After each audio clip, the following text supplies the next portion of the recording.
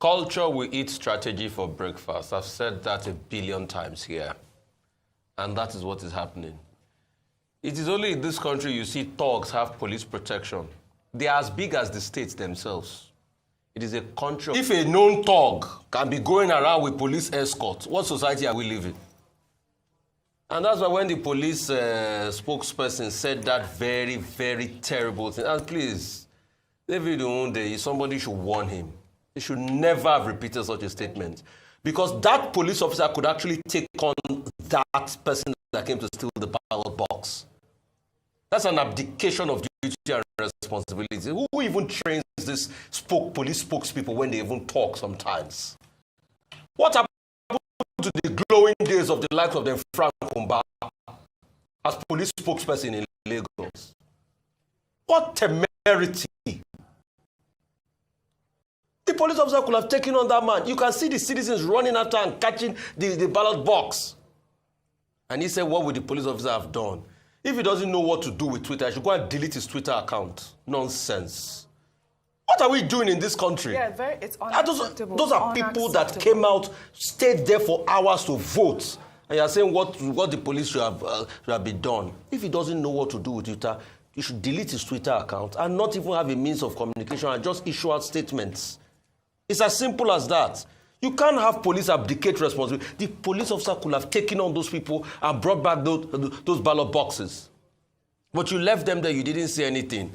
I'm sure the police too will say, oh, they didn't see this person threatening fire and brimstone here.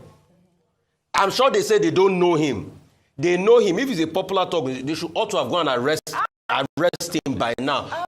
But they will also feign ignorance that they don't know him. Because why? We have seen on camera how thugs now have police escorts.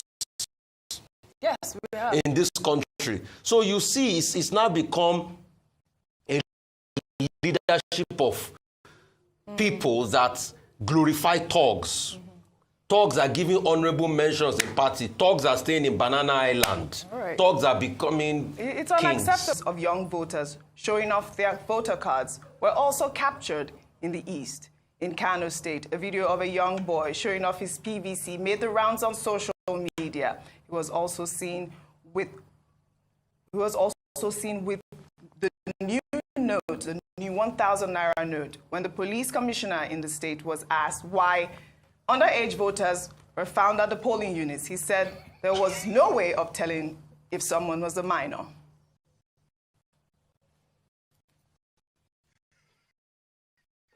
Yeah, we saw the massive presence of minors, children, obviously, from their look, indiscriminately unchecked at various polling centers. Couldn't this have been better organized to prevent minors from penetrating from being part of this voting exercise? It is very difficult to determine by mere appearance who is in. There are those that have been approved by INEC, and I cannot change it. Well, this story is, we have to discuss it, but Dr. Bati, I believe we have some breaking news. Well, I mean, it's there on the screen. Labour Party wins Lagos with 582,454 votes. We had reported earlier on that, out of the 20 local governments in Lagos State, Labour was, gaining more votes and was also contesting winning many of the local government areas. Yes. And we had Gbadebo Rosebival, gubernatorial candidate of the Labour Party, on this program. And in fact, he was even saying that even with the excellent showing, with the good showing, I must say, of Labour Party in Lagos, that they were still contesting some of the results because their own tally is still, more than what has been announced in favor of the Labour Party. Yeah. Well, we see the electoral map in Lagos State changing gradually. Will this have implications for the gubernatorial and House of Assembly elections on March 11? Well, that remains to be seen. But definitely, Lagos State is one of the major battleground states in this election or any other election since 1999. Yeah, you talked about the Labour Party challenging results. I guess I'll take this story because it tallies with the conversation, and then we'll come to you, Ayo. Well, as results began to trickle.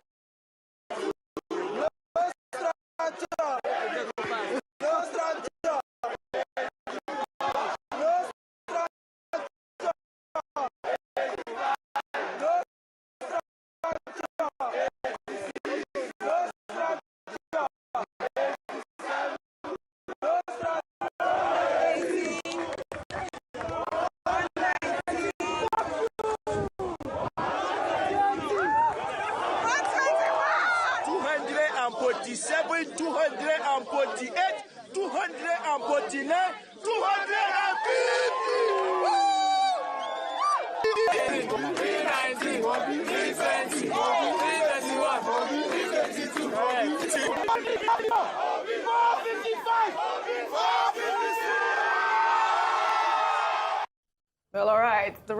The record is there.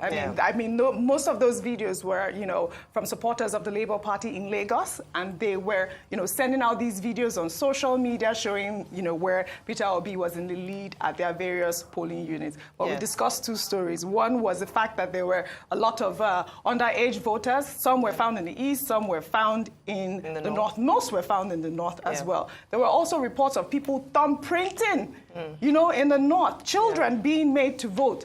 What's your take on that? Okay, so there are many things that have come, responses from the assessment of these elections. A number of criticisms. In fact, we've had quite a full time this morning discussing and assessing INEC's conduct of this election, one of which, of course, is what you saw there, where we had underage voters who had PVCs. So let's say, for instance, they came to the polling unit and they were unable to vote or for some reason.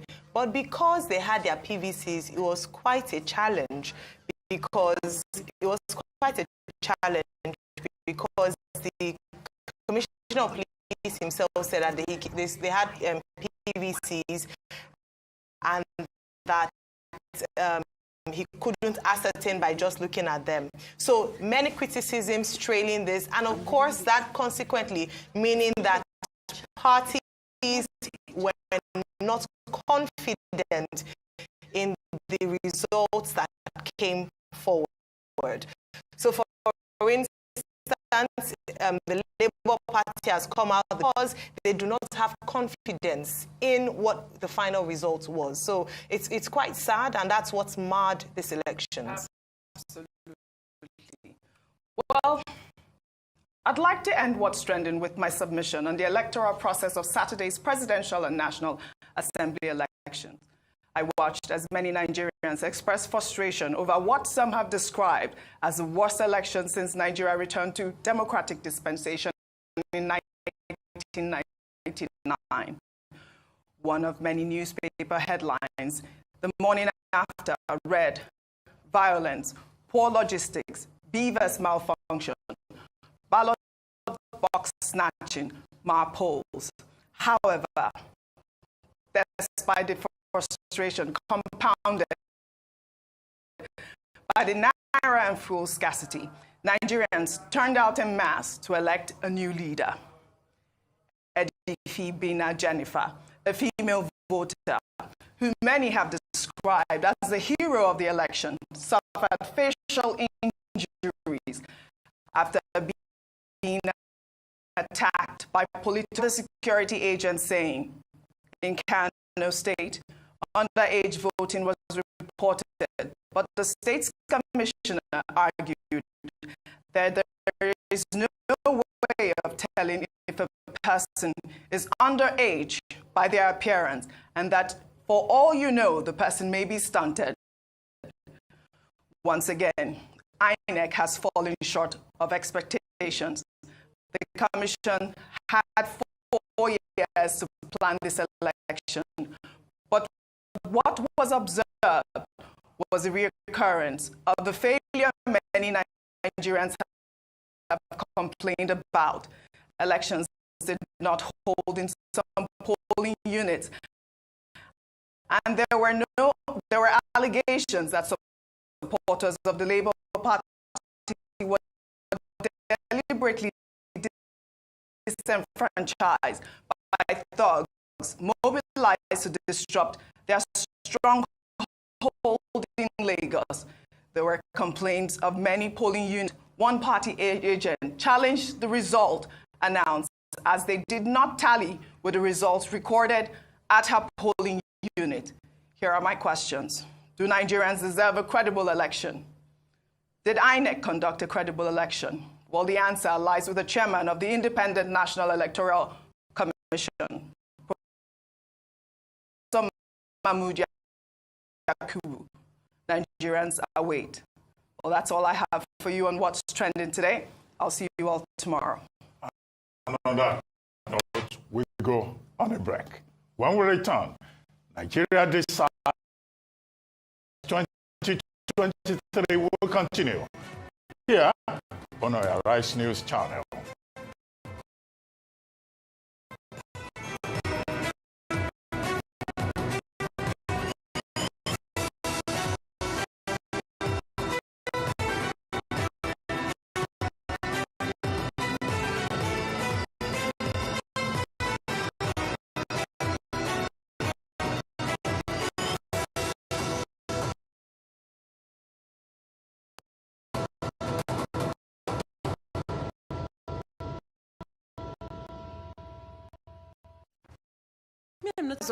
We must vote in the right people this time, instead of selling our votes to people who have nothing good to offer our community. That one is your business. You ladies better go and collect yours, if that will help you gather my rent at the end of the month. Do not listen to people like this landlord. Election is not a business venture. It is your civic duty to your country to help elect the right leaders who will create a better life for you and a great future for your children. Do not sell your future. Do not sell your vote. This message is brought to you by the Center for Democracy and Development, CDD, with support from the MacArthur Foundation. Life is so much easier these days. Our doors are lockless. Our phones are padless. Our cars are keyless. Our AirPods are cordless. Even our cars are soon going driverless.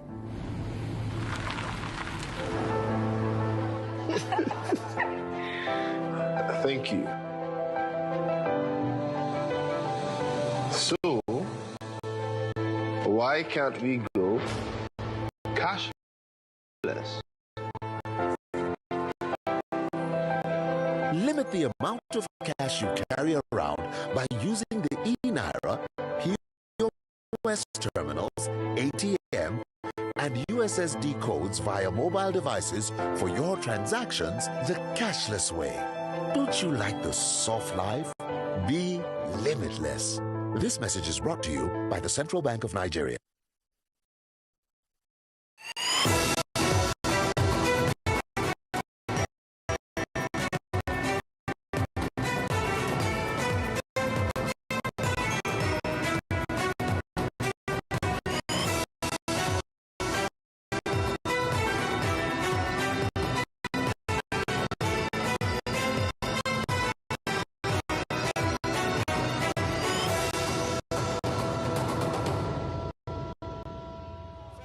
I didn't leave my house at 8 o'clock to leave here at 2. We are here till the end.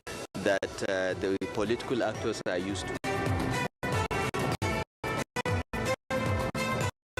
In Bangna, no accreditation was done. The SPO disappeared with the result sheet, and he has not been found up till now.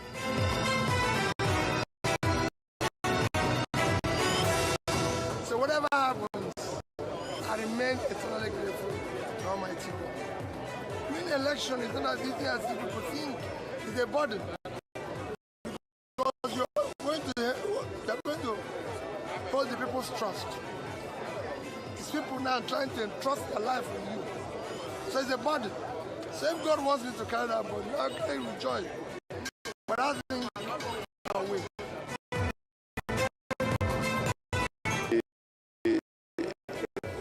Bimodal voting and accreditation system is one innovation that everybody's applauding.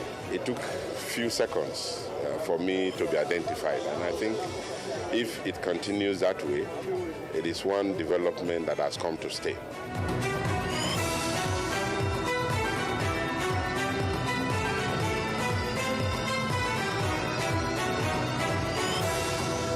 Very peaceful, without any incident at all. It will be reflective of what we've seen here in all of the polling units that we have in the state and in the country at large. I've been effective in selling my program. I've worked more than any other politician in this country to show the capacity and what is necessary. We must vote. It's a minor or not. Most of the ones you are seeing, maybe their genetic, their growth rate might be impaired. All those that you see voting, they are those that have been approved by INEC, and I cannot change it. We are confident in what we do, and we thank God for the very peaceful elections. I must truly say thank you to INEC for what we see at the moment, and we say thank you to Mr. President for ensuring that there is fairness in this election.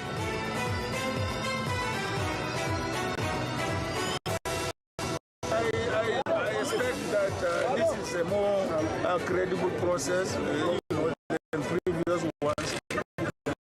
And I think it is good that we are improving with every election. That's a fraud. For someone to transfer to a place he or she is not living is a fraud. They carried our box, they carried my machine, and immediately the police came.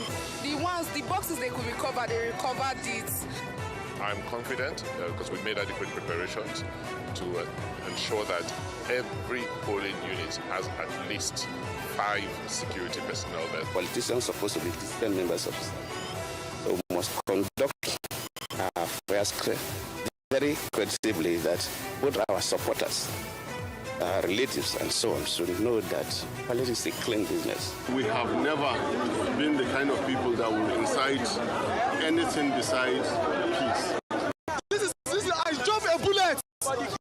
This is my bullet. Somebody gave all that for them to shoot at us. I tell you to dodge a bullet. Look at my leg with the bullet I dodged. Look at what happened. Look what happened. Look what happened. This is the game with. Only worry was that the election here started after 11. And it's rightly pointed out, we have thousands of people there. And not only that, immediately I finished voting, the machine went bad. And now they are struggling to repair it. We have worked for INEC for at least 3 days, and INEC have agreed to give us ballot paper and boxes and other devices like beavers to work with it. And why you refuse to pay us our feeding allowances and our transport allowances?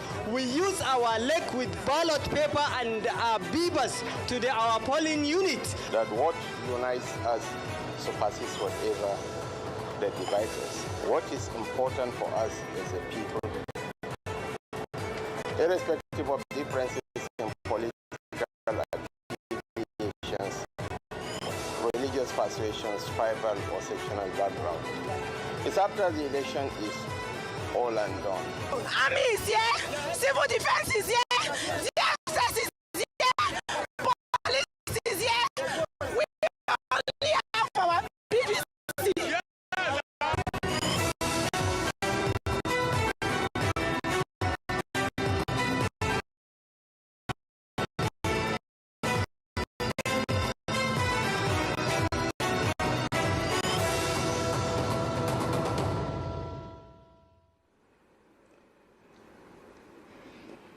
commitments and support to the electoral process.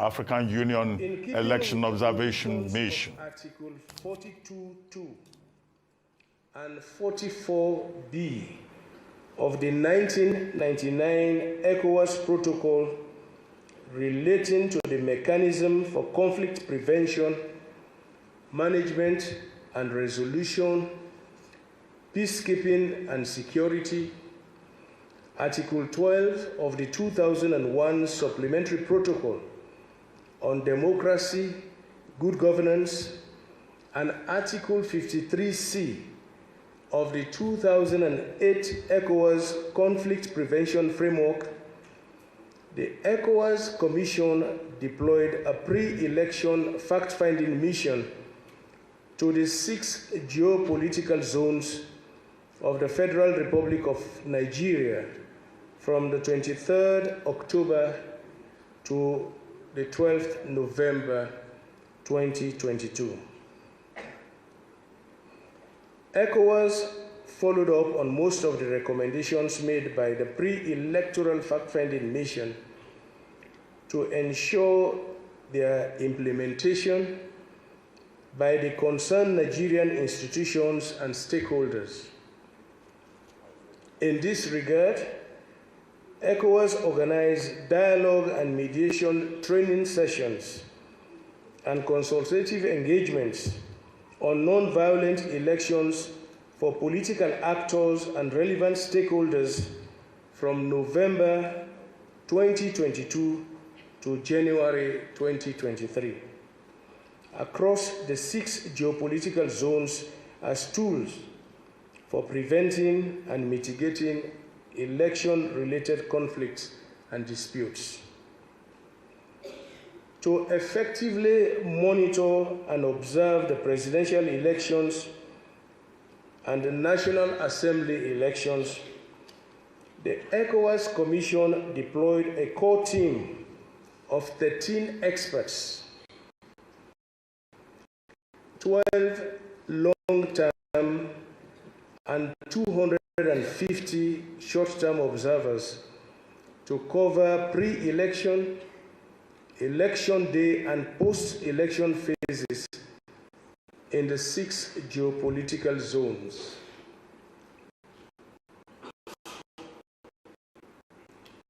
Electoral campaigns, security, and the media. The mission took note of the signing of 2 peace accords by all the political parties and their candidates. The first on the 29th September 2022 and the second on the 22nd February 2023 to enlist their commitment to a peaceful conduct of the 2023 general elections. The electoral campaigns took place in all the geopolitical zones in a peaceful and conducive atmosphere. The political parties and their candidates actively carried out their campaigns and had the opportunity to disseminate their manifestos and programs to the electorate. The main method of campaign was through street rallies and town hall meetings based on agreed schedules among the political parties and candidates. The mission notes that security protection was provided for all the presidential candidates during the campaigns and throughout the electoral process. The mission notes the high level of citizens' mobilization, advocacy, and sensitization carried out by civil society to promote a conducive environment for credible, inclusive, and violence-free elections. The mission also notes the vibrant media landscape animated by more than 300 newspapers, 108 magazines, 300 radio stations, and 25 television stations across the country. The major radio and television stations with greater national reach are based in Abuja and Lagos. Pre-election consultations, deployment, and observations. Consultations. Upon my arrival in the Federal Republic of Nigeria on the 21st February 2023, I held consultations with His Excellency, the Nigerian Foreign Affairs Minister, the Chief of Defense Staff, General Abubakar Salami, Chairman of the National Peace Committee, and Professor Mahmoud Yakubu, the Chairman of the Independent National Electoral Commission, as well as major civil society coalitions. I also met with candidates and representatives of the political parties competing in the elections. In addition, I held consultations of election observation missions of the African Union led by His Excellency Uhuru Kenyatta, former President of the Republic of Kenya, the West African Elders Forum, led by His Excellency John Mahama, former President of the Republic of Ghana, and the Commonwealth, led by His Excellency Thabo Mbeki, former President of the Republic of South Africa, and Her Excellency Joyce Banda, former President of Malawi, heading the NDI and the IRR. We also met the electoral management bodies of the Ecowas Network of Electoral Commission, ECONEC, the European Union, and had discussions with the acting special representative of the Secretary General and officer in charge of the United Nations Office for West Africa and the Sahel, UNOAS, and a cross-section of African ambassadors accredited to Nigeria. Following these consultations, I encouraged the Independent National Electoral Commission to ensure the conduct of a free, fair, and credible elections, urged the political parties and candidates to enhance their voter sensitization and mobilization campaign, and encourage the Nigerian citizens to come out on election day to fulfill their civic duty. In line with his preventive diplomacy mandate, the President of the Ecowas Commission, His Excellency Umar Aliyu Toure, addressed a solidarity message to the Nigerian population and concerned stakeholders in the electoral process on the eve of the elections, encouraging them to ensure the conduct of a credible and a peaceful polls. Deployment. Following a pre-deployment briefing session organized by the ECOWAS technical team, the 250 short-term observers were deployed to 6 geopolitical zones of the Federal Republic of Nigeria, namely the Northwest, Northeast, North Central, Southwest, Southeast, South-South, and the Federal Capital Territory, Abuja. Opening, conduct of election and vote counting. After a careful analysis of the information received from observers deployed in the field, The mission notes the following. The late start of voting beyond the 8:30 a.m. opening time due to the late arrival of polling officials, voting materials, and in some cases, the delivery of wrong materials at polling stations across the country. There were postponements of elections in some polling units in Lagos, Imo, Bayelsa, Rivers, and Edo states due to electoral violence or logistical challenges.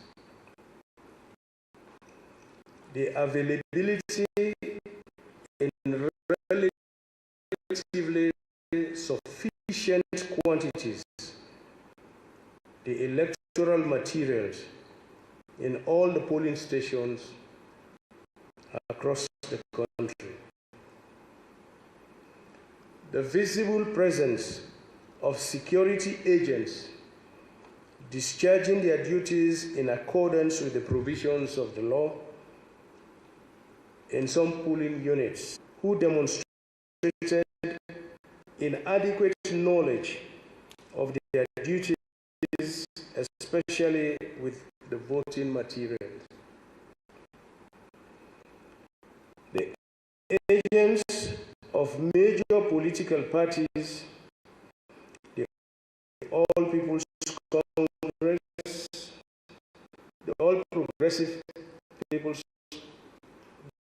Progressive Party, the APC, the People's Democratic Party, the Labour Party, and the New Nigeria People's Party were present in most of the polling stations. There is a visible absence of most of the other party agents in the rest of the stations. There was the use of indelible ink to indicate that a voter had cast their vote. Some polling units ran out of the ink, delaying the resumption of voting. All voters at all the polling stations observed. Priority was given to vulnerable persons, including the elderly, women, nursing mothers, and necessary assistance was accorded to persons with disability to enable them cast their ballots. The setup of most of the polling units visited did not adequately protect the secrecy of the voting process. The presence of international observers from the AU, the European Union, the Commonwealth, the British High Commission, NDI, RII, and other local observers in the missions was observed in the polling stations. Voter turnout was generally low in most of the polling stations visited. Polls closed in most of the polling stations visited as stipulated by INEC at 2:30 p.m. Prospective voters on the queue at 2:30 p.m. were allowed to exercise their franchise. Vote count and tallying were carried out in a transparent, simple, and professional manner in the presence of party agents, observers, and security agents at daytime in some polling units and with lamps in others where voting was delayed. However, the collation sequence differed from polling station to polling station. The total vote cast was recorded in some polling units, while in others the total votes were calculated as a total of the vote cast for each party or candidate and invalid votes at the end of the tabulation. This, however, did not lead to any major challenges. There was cooperative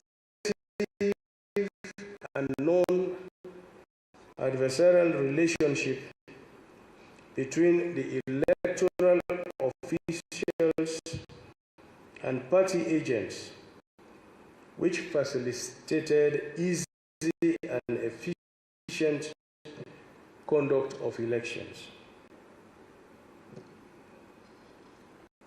Incidents. The processes on E-Day, the election day, unfolded in a generally peaceful environment. However, incidents of violence, killings, and disruptions were recorded in several states. The mission deplores the unfortunate incidents that occurred in the lead-up to the election day, resulting in the loss of life in some parts of the countries. This included the murder of the Labour Party senatorial candidate for Enugu East Senatorial District, along 5 of his supporters, and the 3 persons who lost their lives in Kano in clashes between supporters of 2 major rival political parties, the APC and the NNPP. On election day, an attack perpetrated by the Boko Haram insurgents in Gwaza local government area in Borno State resulted in 5 persons injured. Similarly, there were reported attacks by bandits in Alawa, Shiroro local government areas in Niger. Violent incidents were likewise recorded in Mofuluku areas of Oshodi in Lagos State, where masked men armed with pump-action rifles disrupted voting and burnt ballot papers and boxes. Okay, the briefing by the Ecowas African Union Commonwealth Observation Missions on the Nigerian elections 2023. The briefing on the screens there is by former President Ernest Bai Koroma of Sierra Leone. And that's all from us here. Rochus Odiri, Vimbai Muntiri Ekpeyong, and Cynthia Are will be here to take you through the next session of Nigeria Decides.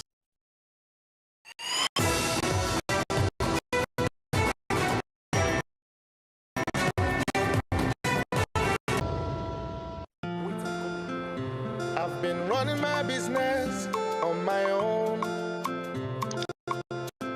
trying my best to get it to the next level, but I really need some help to get ahead. I know just what to do, I'll vote it for my loans, overdraft, step by step to my dream business, we vote. Salary earners, entrepreneurs, get your loans with no collateral. Quick sign up, 0 paperwork, step by step to your dream business, we vote. Vault is available to individuals, SMEs, and corporate customers. Download Vault by Polaris Bank from the Google Play Store or Apple App Store to get started today. Every day, life presents hopes, dreams, and challenges. Challenges that can become successes with a little help. Because a little help can empower you to go from despair to celebration. A little help can keep you going until the race is won.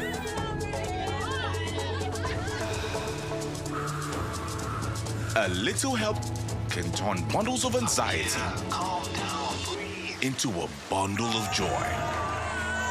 And with Glow Data, you get much more than just a little help. You get the biggest data deals in town to make every day glow with small wins and big wins. Dial *777# to select your Glow Data plan.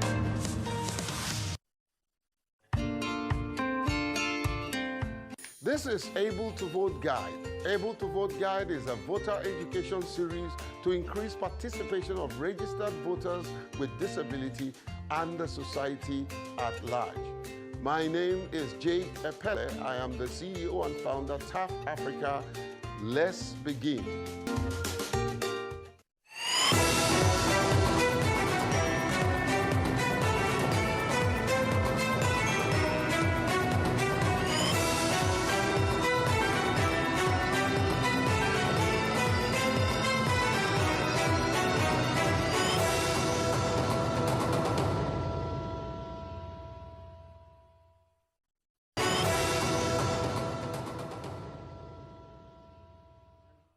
My name is Nkem Okando, ADC National Agent.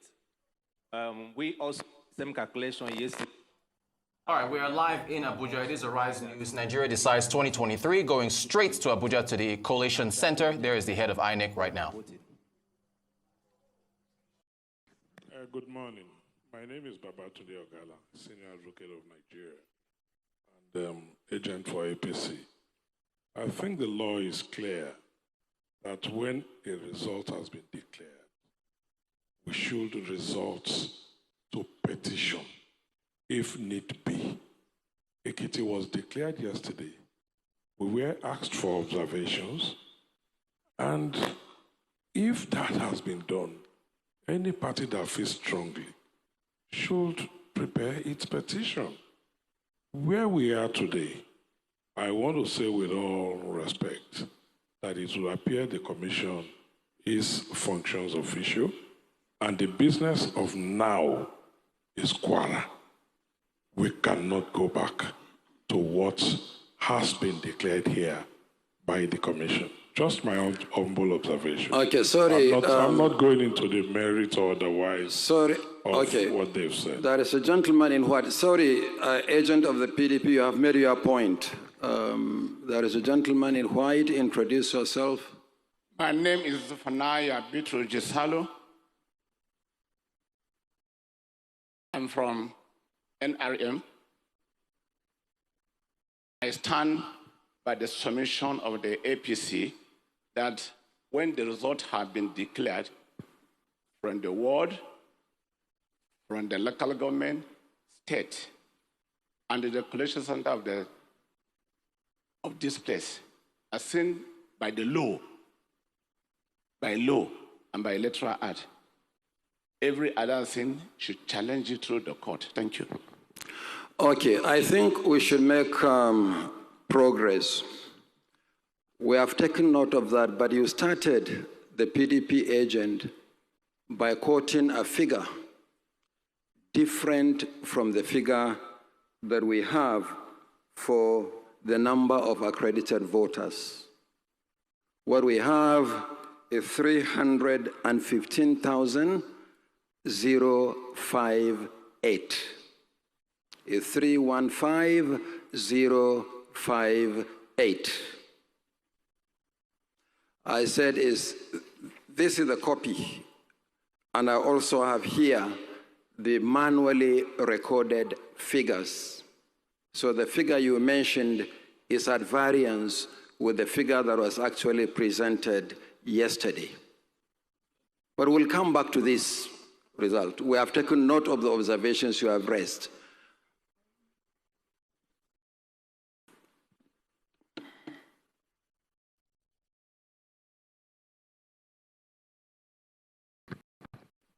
Mr. Chairman, we were here yesterday, and fortunately we recorded the proceedings, and we recorded the presentation by the professor, and we heard his pronouncements, and we have a picture copy of the projection on the wall that was done yesterday. Having said that, I also want, with due respect to the SAN, that presentation of the figure presented by the State Collation Officer for the presidential election for Ekiti State of the total number of accredited voters is 315,058. This is what is on the spreadsheet that we screened yesterday, and this is also what is on the actual result manually recorded by the scope and signed by the PDP agent and agents of other political parties back in Ekiti State. But having said that, I've taken note of your observations. Let us make progress on that one. But what we are, the Collation Officer for Kwara State presents the report. Thank you. Thank you, Mr. Chairman. My name is Malang Garba Atahiru Madami, the Resident Electoral Commissioner for Kwara State. With me is the State Collation Officer.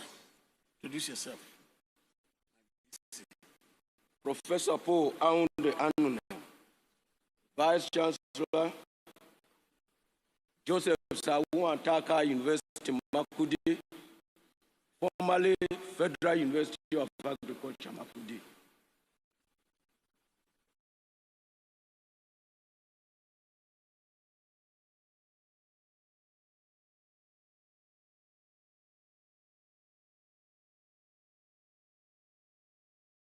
I am the State Collation Officer for the presidential election of 25th February 2023 in Kwara State. With me is Malang Garba Atahiru Madami, the Resident Electoral Commissioner for Kwara State. The result for the presidential election held on 25th February 2023 in Kwara State are as follows.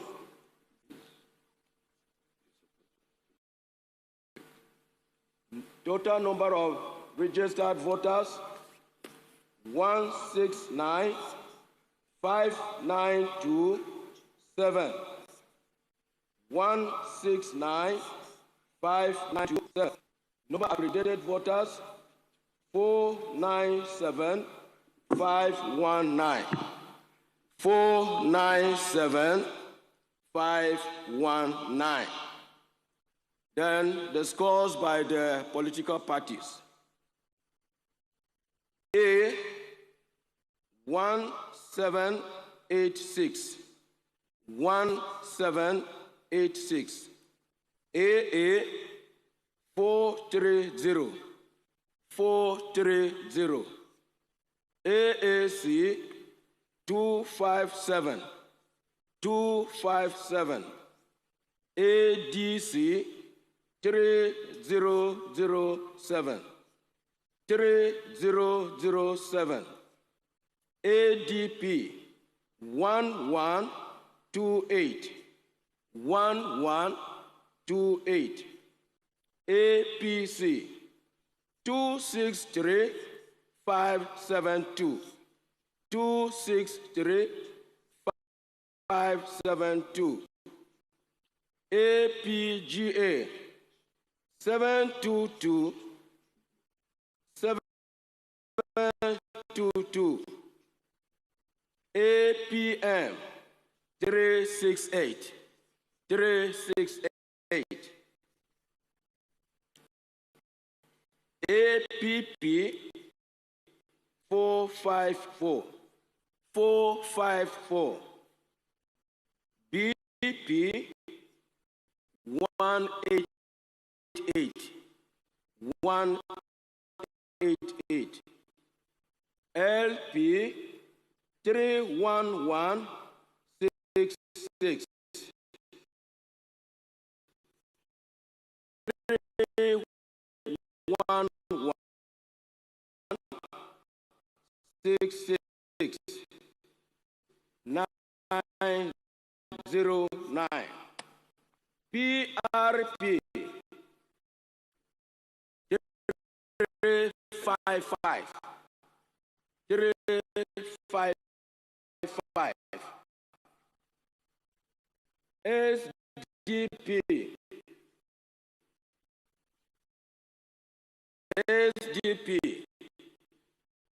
22738. 22738. YPP 2114. 2114. ZLP 6712. 26712. Total vote cast 496683. 496683.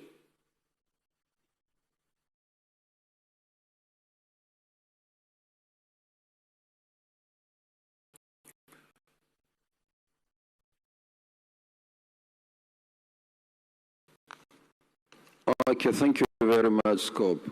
Are you done?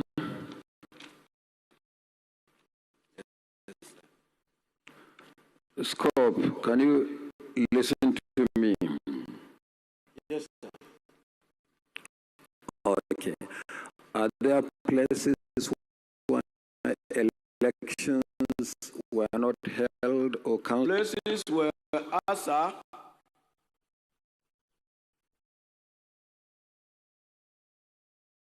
and of the affected registration area was one.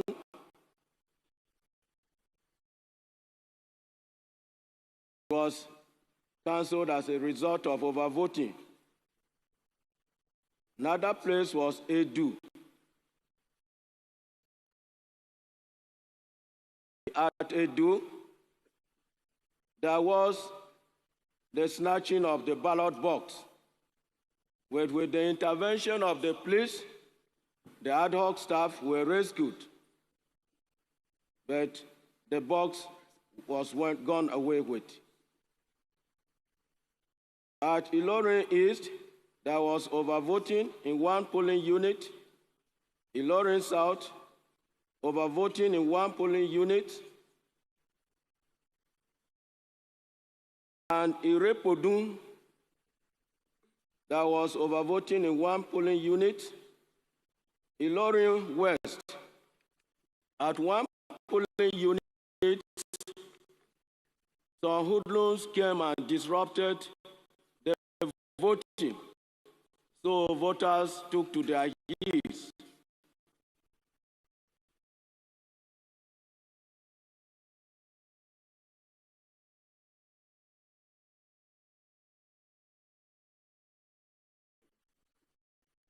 So we have some reports here concerning the cancelled vote. It is only fair that we should be allowed to correlate what they have given so that no party will be disenfranchised, and we should not come and present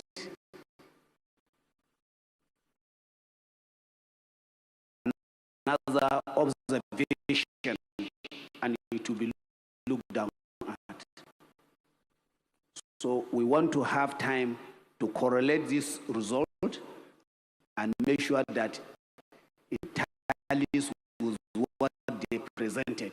But not just to give us. What do you mean by correlation? To collect it, to calculate it. The purpose of collation is for you to look at what has been presented and raise observations. I want to use the word interrogation. So how do you interrogate the results at this point? Raise your observations. Let me hear you carefully. So let us have time and do that.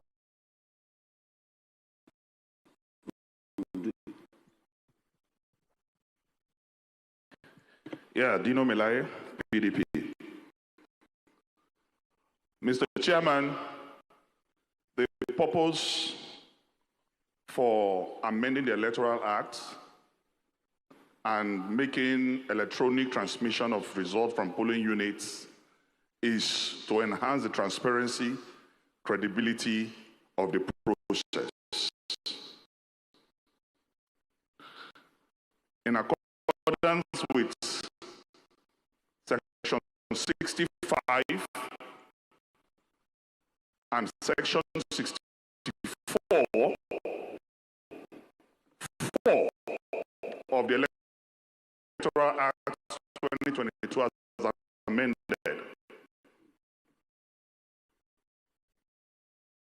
I want to demand that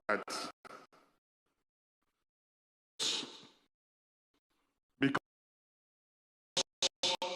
without uploading the results, and we are making a comparison here, it will be difficult to know where beavers were bypassed.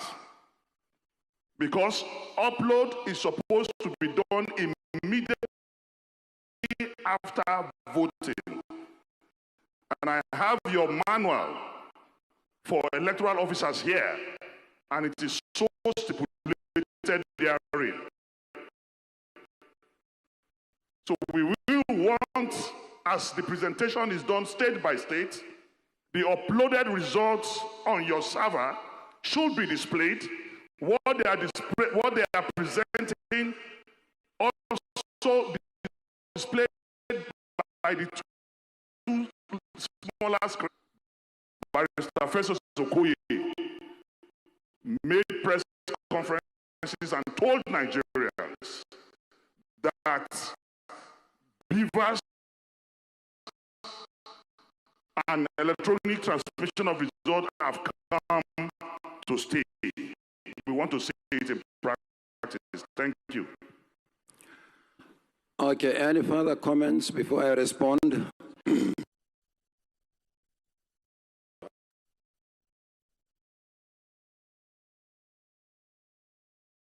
My colleagues, these are results that were declared at the state level,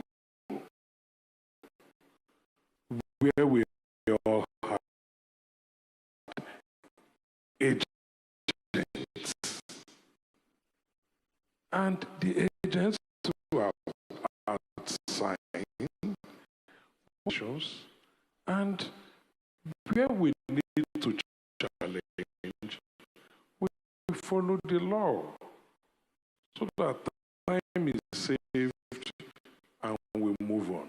Asking that we start uploading from polling units here, we may take the rest of the year to declare this result, sir. Thank you. Thank you very much. Any further comments? Yeah, there's a lady raising her hand. Permit me to stand on existing protocol.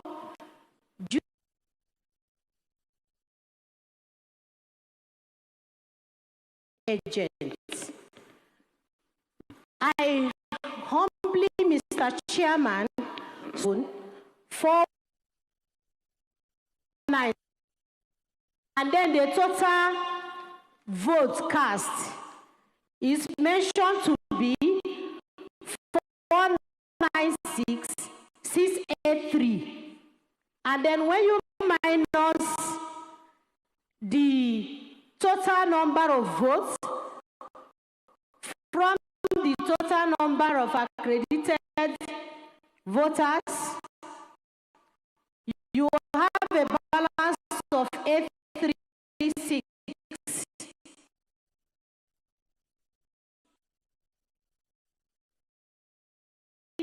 Six voters that were duly accredited. Was there been, did they not vote? What happened to the vote at all? So mine is like a clarification of what happened to this number. Thank you. While I strongly support that the upload of results should be displayed. I hear you, but the state collation officer who has presented the result will respond to the question you ask about the result. But for the purpose of final collation of the results, at what point are results transmitted to the IRF portal, and what's the purpose? First, for transparency of the process. And when it goes to the ward level collation, results are handed over to the returning, the collation officer at ward level. This procedure has taken place at ward collation level. And you had agents at ward collation level. From there, it went to the local government collation level, then the state collation level, before the results are presented here. So it is not at this point, with due respect, the agent of the PDP, that you will talk about the display of the polling unit level result, because you don't have copies of the polling unit level results. It is at that point that it ought to have been done. And based on the result that we have received, we believe that that has been done.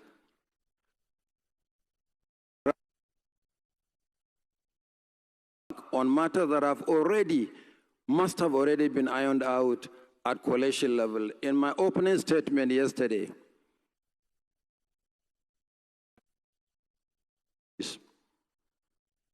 apart from the polling unit level where they were counted and recorded, there was ward level collation. Parties had agents. It went to local government collation. Parties had agents. State collation, parties had agents. And at that point, they had all the little pieces of paper that we are talking about to compare. But let's listen to the scope. I will still come back to you.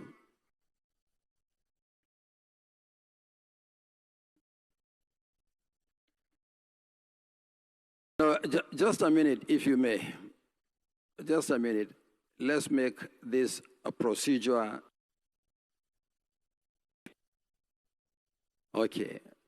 Let the the scope for Kwara respond to that question, and then we'll come back to your issue.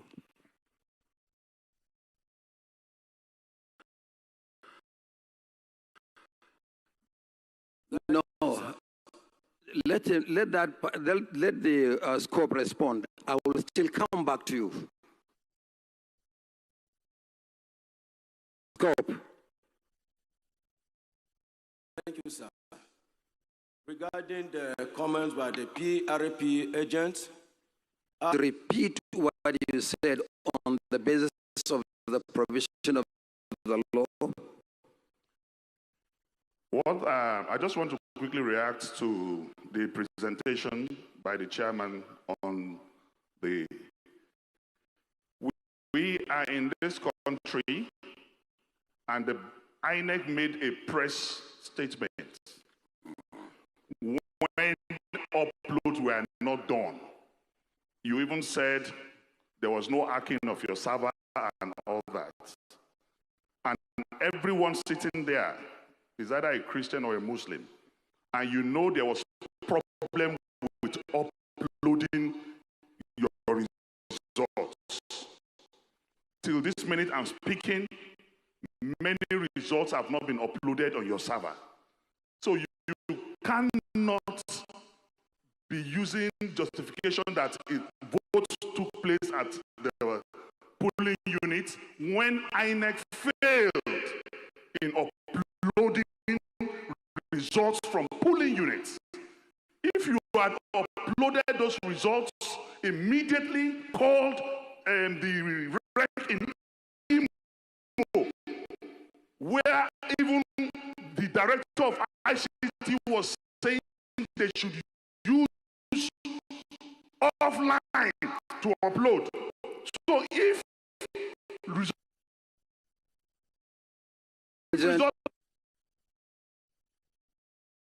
not be challenged that the process is over. The process is not over because it is faulty, results were not uploaded, and if those results were not uploaded, we are definitely going to contest the authenticity of whatever presentation is being made here.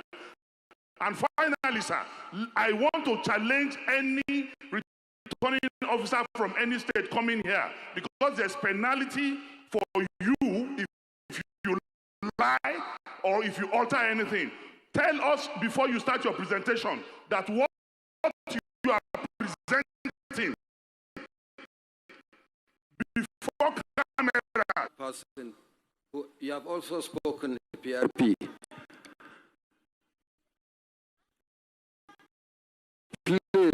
Please take your seat. Let's make this orderly, in an orderly manner, please. Speak, introduce yourself. Mr. Chairman, I'm Chinemelo Uba. I represent APP. I want to align with the submission of the PDP agent. If we take your submission, Chairman, it may seem what we are here for has been done at the level of the ward, local government, and state. Mr. Chairman, if there is difficulty in why what he's saying cannot be done, you explain to us, maybe we understand. But what he's asking for, to my mind, is very apt. We are here as the... Any documents that you may have, please forward them. But otherwise, we cannot be considering the report from Kwara and talking about matters arising from another state. When we come to that state, we'll talk about matters arising from that state. Which party is that, Alex? Alex, go ahead. ADP. Yes. I stand before you and the entire world to support what the PDP agent had said. Because before now, Nigerians have waited, with abated palpitation for authenticity of this project, 2023, and of some other phrases like beavers boycott or whatever language is used for it. So we needed the party, the collation officer from the state, like it has been asserted, for them to do that. Let them prove to us that yes, at the point of voting, it was transmitted. Secondly, sir, I have read and I've seen that even at the point of election, some personalities in this country showed their ballot paper. Please, party devoted fund, because we are looking at the transparency of the entire system. And if it's the entire system, if somebody shows the party he voted for, that also can be taken as vote buying. And please, we have please, to take Alex, that, I wish we can confine ourselves to what is before us, consideration of the report from Kwara. All right, sir. Not what transpired at the polling unit that is not before us. I support the move okay. of PDP, sir. So that's all you wanted to say all this while, just to support. Okay. The second agent of the PDP, I think.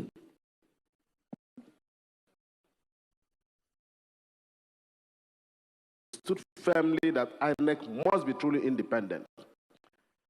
Mr. Chairman, we're talking about the transparency of this process.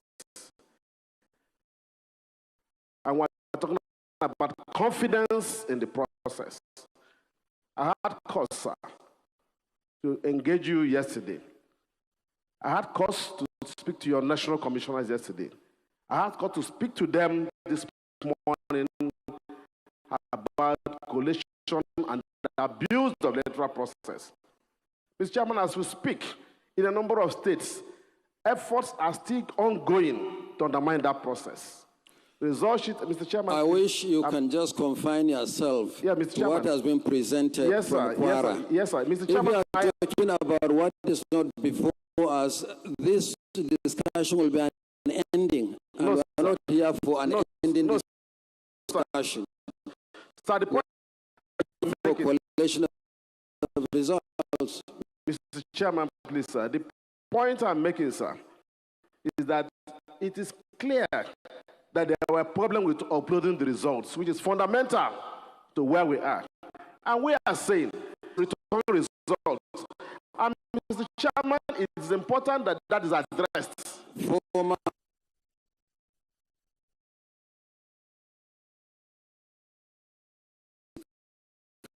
of the Federal Republic, please speak to what you can present evidence for, not to stand at the National Collation to be making insinuations. Please, Mr. Chairman, please resume your seat. Emeka, please. I'll take my seat, Mr. Chairman. Please. But the point has been made. Thank you. Please resume your seat. Are there any results presented by the Kwara apart from these general issues? Okay. Scope, Kwara, and the REC, please present your report.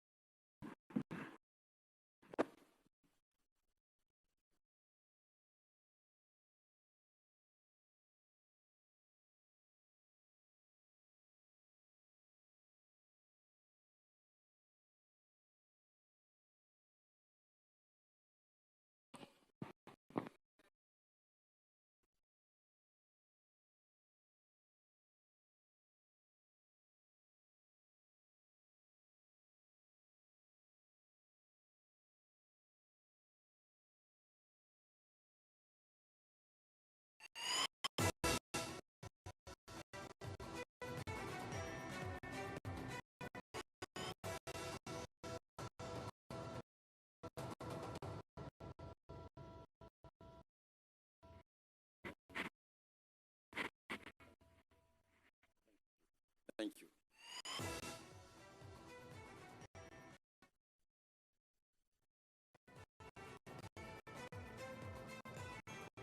Thank you very much.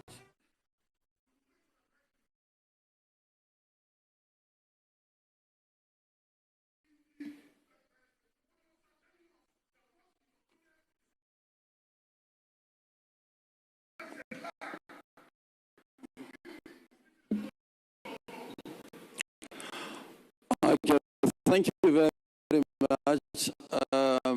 Next state. No, you are now being disruptive, Dino. No, you are now being disruptive. No.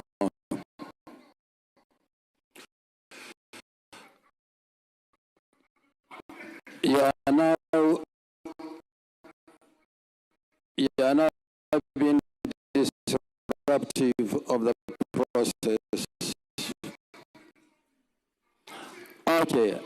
Next, scope, please. After the presentation, then we'll come back to the issues you've raised. Let's take the next state, Osho.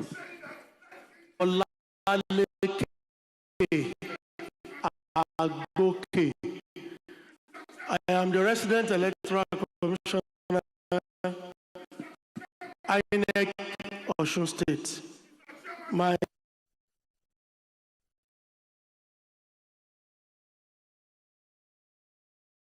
Professor Fola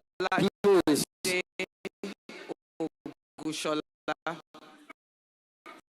the Vice Chancellor. Agent of the PDP, please resume your seat. You are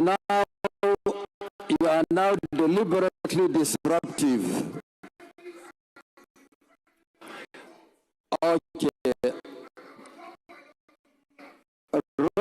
Kwara, please make your Oshun, introduce yourself and let the scope for Oshun make her presentation. I am the City of Lagos. I was the scope for Osun State.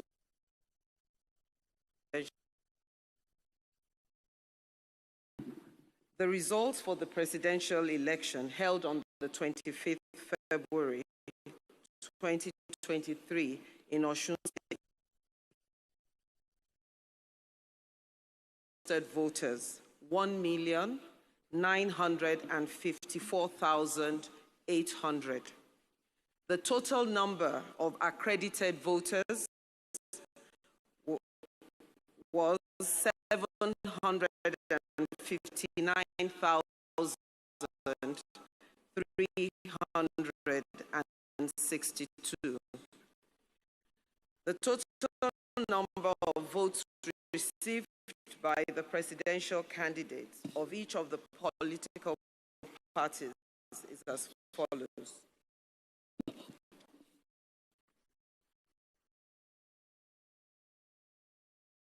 Party A, 1,006.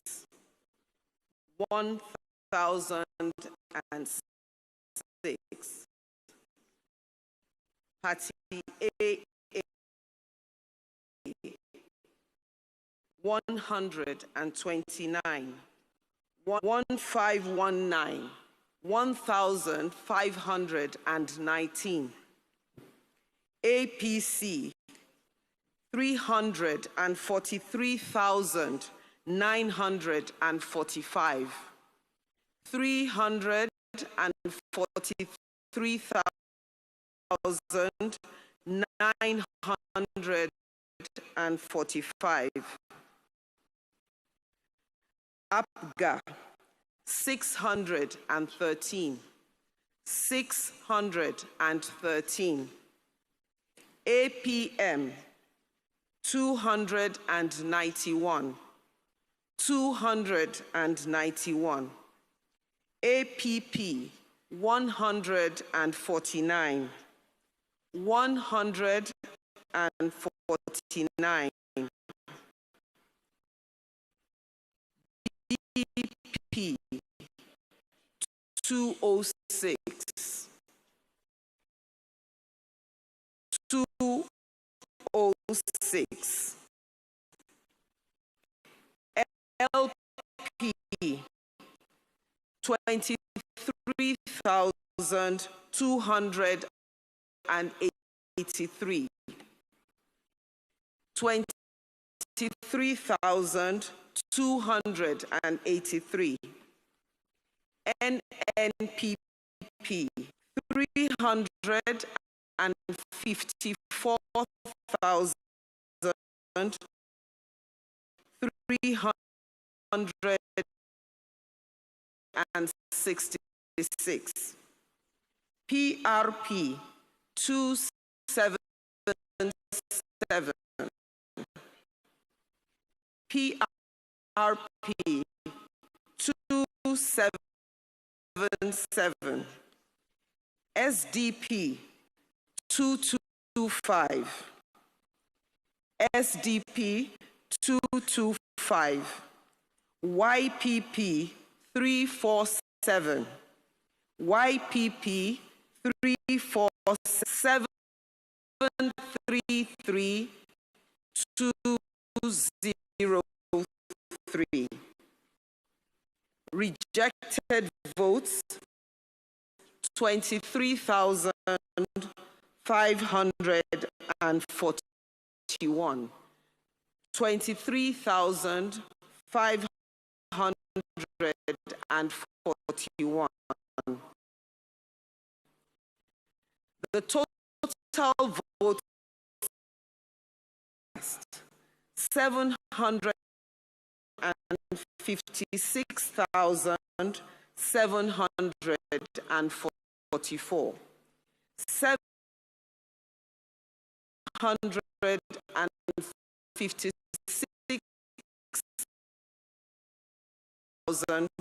756,744.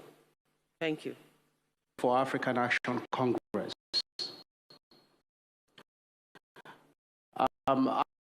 I'd like to have a situation where, and I'm hoping you're going to do this, if Scope is coming here to present,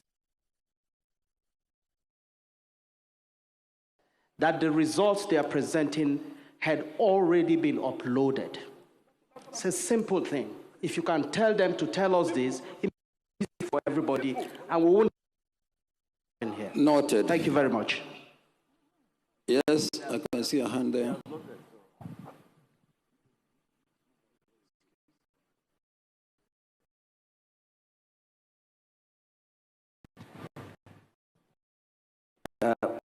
Sir.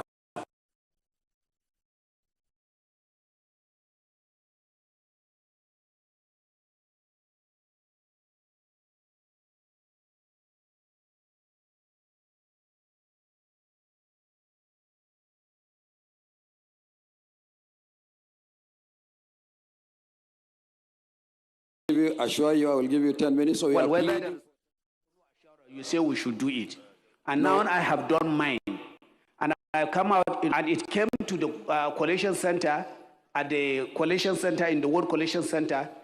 It came to local government Collation Center, at the state Collation Center. And we're receiving the same treatment. Then when we came here, for final approval or presentation of the result, and then we also be treated the same way. So it's not acceptable. Okay. Any specific comments on the result presented? We will then take the next state, and I think there is no other state immediately available. We will have an interlude. During the interlude, you can interrogate the results, and when we come back after the interlude, we'll talk about your observations on the results presented. Meanwhile, on the specific question whether this was collated. Of course. Thank you. Exactly. Thank you.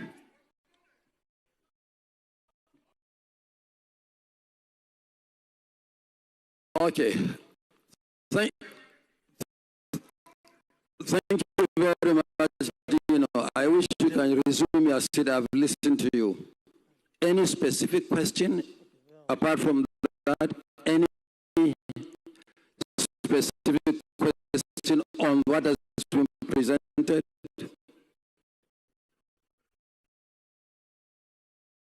Any specific question? Who hasn't spoken before?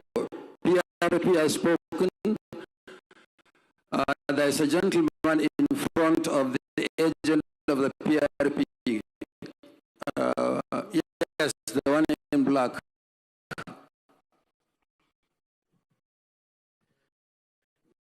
Thank you, Mr.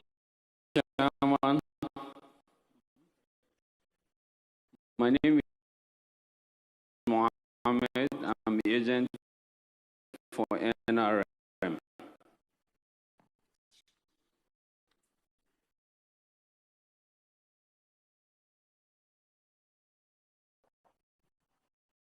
Thank you, Mr. Chairman. My name is Sule Mohammed. I'm the party agent for PRP. What I want to inquire is, what is the position of law on this issue of uploading of results? The law does not require that collation should be done on the basis of results transmitted. It's on the basis of results carried forward manually and physically to the various collation centers. But where there are discrepancies, then it is the transmitted result that you should be used to resolve the discrepancies. But why do this back and forth? Okay, second question. Yes, sir. PRP. Yes. Yesterday, at the course of the beginning of your statement, you said you will have on the side Collation Secretariat. And I assume this Collation Secretariat is supposed to interrogate whatever the scope and the recs are bringing. It's advisable, like NRM indicated,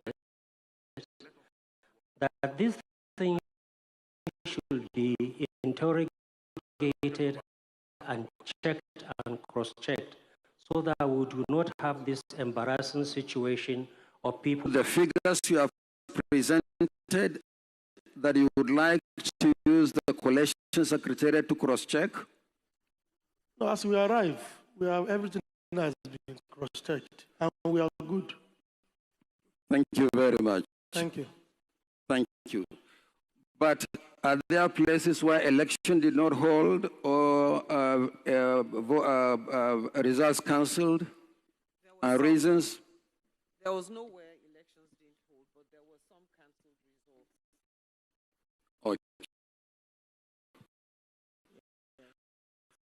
And what are they?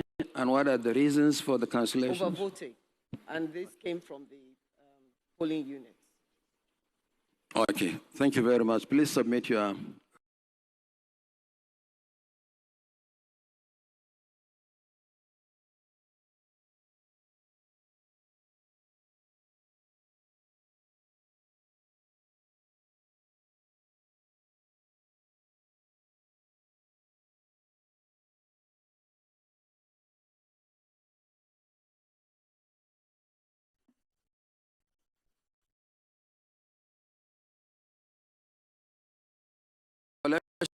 Secretariat, which studies next? I will come back to you.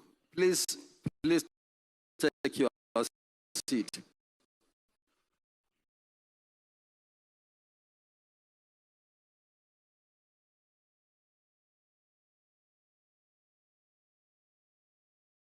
Please, I noted your observations. We'll come back to these observations. Next state is, I think, Ondo. Is the rec Ondo around the scope? Okay, the rec and the, sorry, the scope and the admin.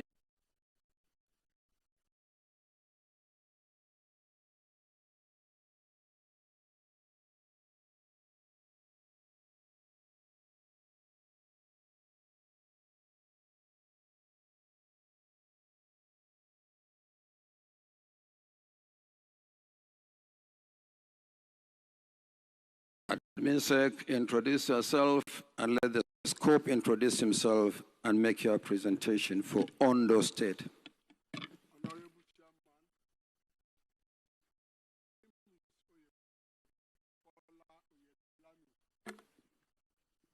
The Administrative Secretary, INEC, Ondo State. My name is Professor Fashino Abayomi Sunday, the Vice Chancellor of Federal University of Ekiti.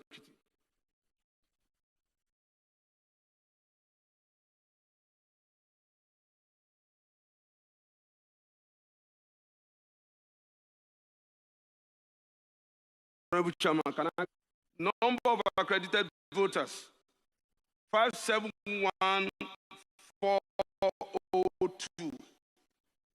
571,402.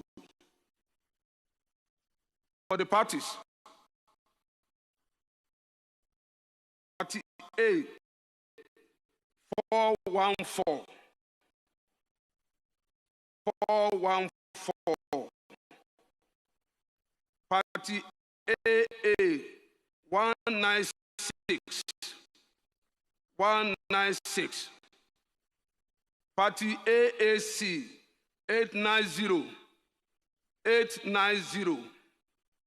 Party ADC, 5612. 5612. Party 266. Party APC, 369924. 369924. Party APGA, APGA, 1206. 1206. Party APM, 319. 319. Party APP, 235. 235. Party BP, 200. 200. Party LP, 47350. 47350. Party NNPP, 930. 930. Party NRM, 347. 347. Party PDP, 115463. 115,463. Party PRP, 240. 240. Party SDP, 1293. 1293. Party YPP, 340. 340. Party ZLP, 4783. 4783. Total valid votes 551008. 551008. Number of rejected votes 19,009. 19009. Total vote cast 570017. 570017.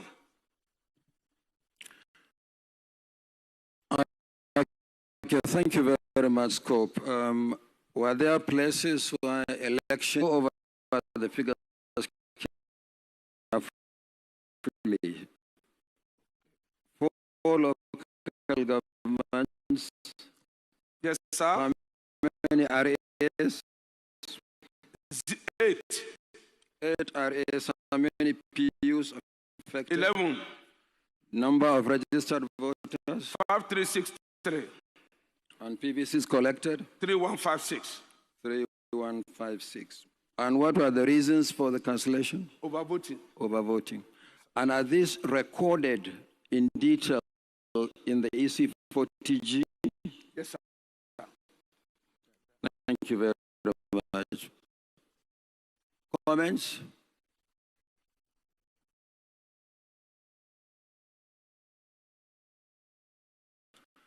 Okay, please submit your results.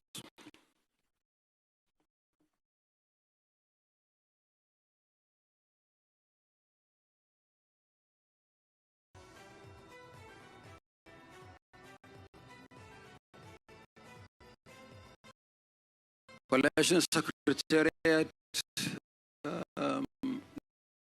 do we have any scope around? Not yet. Collation Secretariat. Okay. At this point, we'll take a short break and resume in the next 1 hour. Hoping that some additional scope would have arrived. Thank you.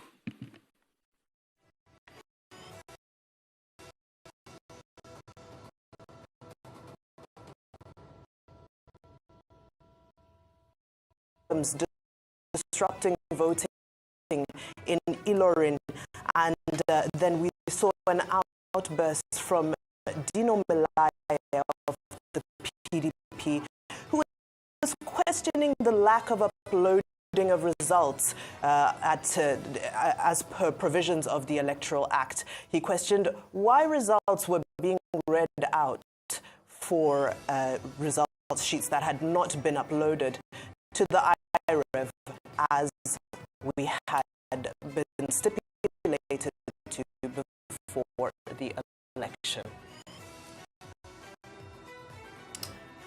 Right. Good afternoon and welcome to the second segment of Arise News, continuous coverage of the presidential and National Assembly elections. Great job indeed by our own Dr. Ruben Abati, Rufai Seni, and of course Ayo Mairese, who just handed the baton to my colleagues, Cynthia Are, Rotis Odiri, and I am Bumbai Mutiniri Ebeyong. I'm Cynthia Are, welcome to the show.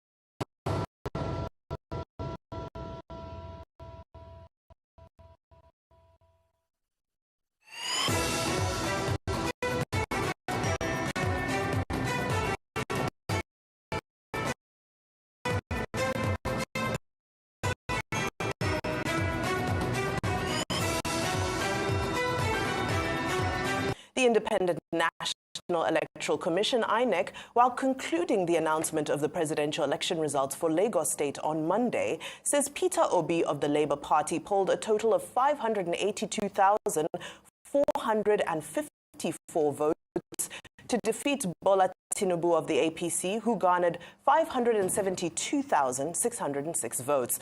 Now, INEC says the People's Democratic Party, PDP, scored 75,750 votes, while the New Nigeria People's Party, NNPP, scored 8,442 votes. A total of 1,335,729 voters were accredited to vote, while 64,278 votes were declared invalid. The Nigeria Police Force has asked presidential candidates to warn party supporters against provocative comments that can trigger violence during the collation of election results. In a statement on Monday, NPF spokesperson Olumuyiwa Adejobi said Nigerians have high expectations for the election. Adejobi said supporters must not put pressure on the Independent National Electoral Commission, noting that citizens have the responsibility to ensure the country is protected against chaos. He called on Nigerians to maintain peace and also urged INEC to ensure quick collation of the results.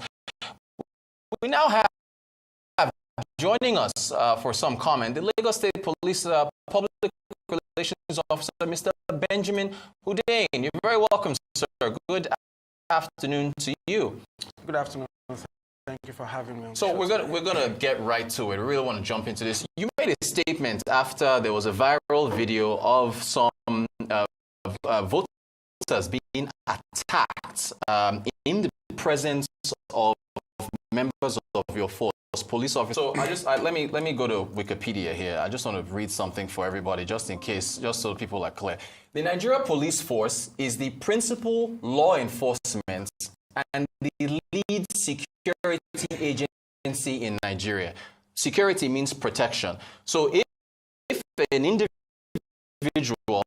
is being attacked and there is literally a police officer standing there, what the word security, what does that mean to you? See, I'll tell you something. In every part of the world, when someone is being attacked, the police steps in. But when that attack is beyond the capacity of that police officer, anywhere in the world, he would call for backup. So in that particular instance, these were armed police officers, these were thugs that outnumbered these police officers. So the right thing for them to have done there was to call for backup. And while that video was being made, backup was on its way. Nobody bothered to stay and see the backup arrive and also show that in the video. Okay, so just to follow up here, you're saying that the police officer that is standing there while the attack is placed, he is incapacitated and unable to show the number of people that were there. There was nothing that two officers could do. Just sit there and allow them. You've read Wikipedia,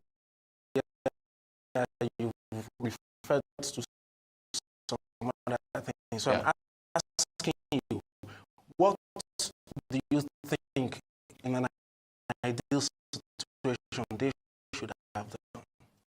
They would step in and stop the attack. How? By their training.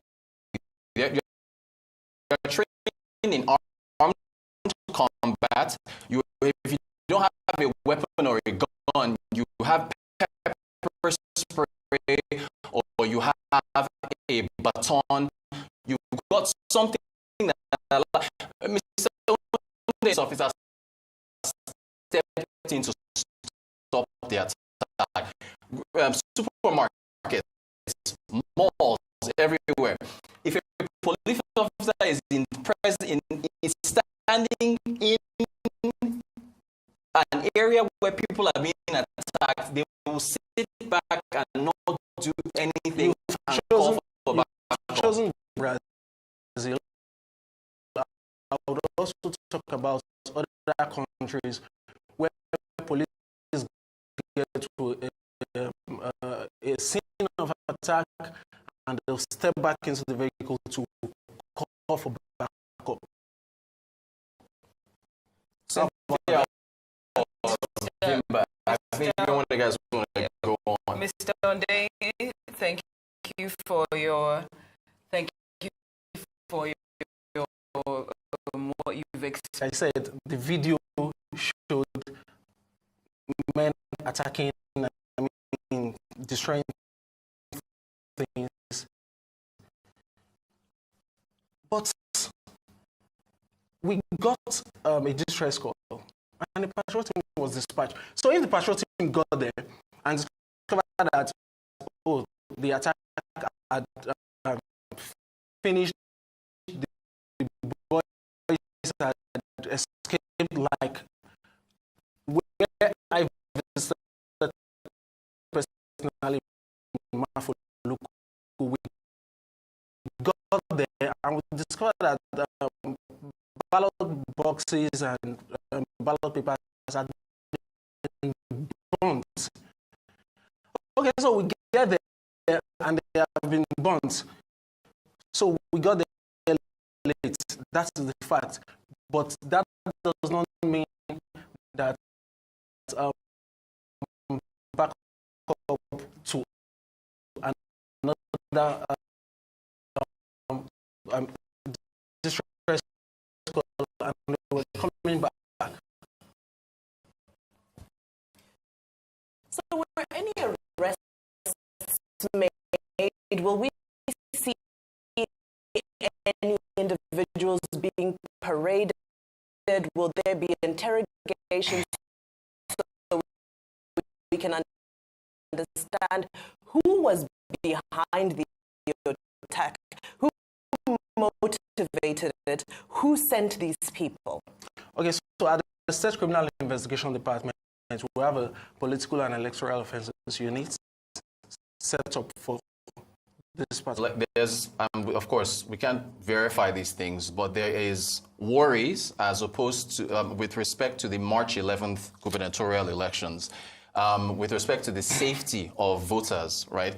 What's now, again, there was 2 police officers, so clearly that wasn't enough, and they had to call back up. So now it looks like the threshold now is to call back up if there's not enough there. What steps are being taken to order to make sure that Lagosians that cast their votes on March 11th in the very important gubernatorial election will be safe? What measures are you taking? Well, we'll try to be closer from what we've learned in these past events, to be closer to the polling units.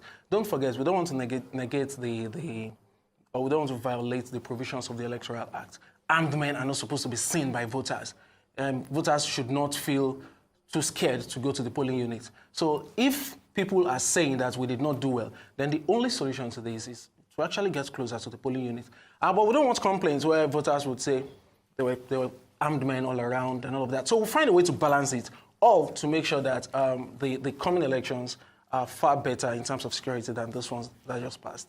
What about in cases in polling units where we heard that there were no security agents present? Can you explain why that was the case? Well, I don't know if you're talking about Lagos because there are so many stories flying around the internet. People even ask me about something that happened in Abuja, so I don't know if you're talking about Lagos. But what I can confirm to you is that in Lagos, we had 13,325 polling units, and we posted policemen to all of these polling units. So it's a different thing if someone goes to a polling unit very early in the morning before police arrived and said, oh, there are no police officers. And 30 minutes or an hour later, policemen arrived, and the person refused to update us that policemen have arrived. But I'm so sorry, Bimba, if I may.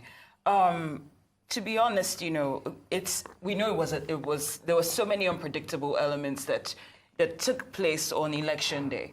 And even though you stand by the statement that you made, the biggest room is room for improvement. What were the observations that you made, or what were the challenges that you experienced as a force that in terms of maybe being equipped or whatever, because I can't, you're the one who can actually do justice to this. Where were you lacking in terms of challenges? Well, I'm going to say this. I said it earlier that we had we have 13,325 polling units in Lagos. We had issues in 28 polling units. So over 99% of the polling units, there were no issues. And for those that had issues, hundreds of distress calls that we received, were able to attend to majority of them, except for 28. So if you ask me, we have fared well, but we would try to make the other one better, the coming election better. But if you ask me, we did well. So you are saying that where did we lack? What were the challenges you experienced? It went well. We were up and doing all through the day. We kept moving from one point to the other. So I would just urge the political class to reach out to their supporters, not to go into violence. If we have less violence, then it will be less trouble for us and things will be better. And I have seen on your social media, I believe it was yesterday or the day before, you said some intelligence has reached you about some potential disturbances that some unsavory forces are plotting. And of course, you've appealed to people. But apart from that, what are some of the risk assessments that have been done? Are you able to give specific details as to some of the hotspot areas as well that you're planning for with the intelligence that has come to you? Well, I wouldn't go into specific details, but I'm going to say that every part of Lagos is under our radar. We are not giving any part of Lagos more protection than you don't feel others. there are any hotspots? There are hotspots, but I don't want to say, oh, this is the hotspot, so this is where we'll focus on. I won't let it out so that the miscreants would know that, oh, they've discovered our hotspot, let's move elsewhere. But we know the hotspot and would deploy our security apparatus as needed for all of these spots. Well, do you have any statements you want to make for anyone who is feeling unsafe and doesn't want to come out on March 11 to cast their votes, especially for that the lady who was stabbed in the face, right, has become a symbol of this election so far? Well, what do you say to Lagosians to assure them that they can come out with full confidence and feel safe? Because I think the number two biggest things for anybody who wants to cast their votes is, one, I'll be safe when I'm doing it, and two, my vote will be counted. What's your message to Nigerians? Well, I'm going to say the same thing I said a few days to the last election. I rolled out the complaints numbers, emergency numbers, the numbers of our control room, and I ended it with stay safe. So I'm going to advise people to come out. The kind of deployments you saw, you would see again, probably better. We're already working with sister security agencies, but most importantly, when you come out, stay safe. We interviewed some people who told us that, oh, immediately we saw these boys, we ran for safety. That's the way to go. Stay safe and do not hesitate to reach out to us so that we can do the needful. Would you say, for those who might think to an extent, that have formulated in their minds that for some reason, maybe some of your officers might have been compromised to an extent, what do you have to say to them to correct that impression? No, we can't rule out that possibility. And that was why the Police Service Commission sent their staff to Lagos to monitor the conduct of officers. If there was zero possibility of officers compromising, then there wouldn't be need for monitors. The Ministry of Police Affairs sent monitors to Lagos to monitor the conduct of police officers. The Nigerian Police Force itself sent monitors from force headquarters to monitor the conduct of officers. So it's 48 hours now that the elections took place. Yeah. So we are expecting feedback from people. I've seen one or two videos online of somebody giving police officers money, and they collected the money in uniform and put it in their pockets. I can't confirm if it's Lagos, but we are gathering all of these facts. And not just the Police Service Commission, Ministry of Police Affairs, they're gathering all of these facts. And the political desk, political and electoral offences units at the state CID2 are gathering all of these facts. So in a couple of days, we should see the reports of these monitoring exercises, and officers that are found culpable will be dealt with accordingly. Now, what is your assessment of the security situation when we look at this? I know we're still in the post-election phase. It's very early in the day. But when we compare where we are now versus where we were last election, what's your assessment of our security situation in Lagos? Have things improved, or have you seen a deterioration of people's behavior during elections? Things have improved. the major problem is fake news. People blow things out of proportion.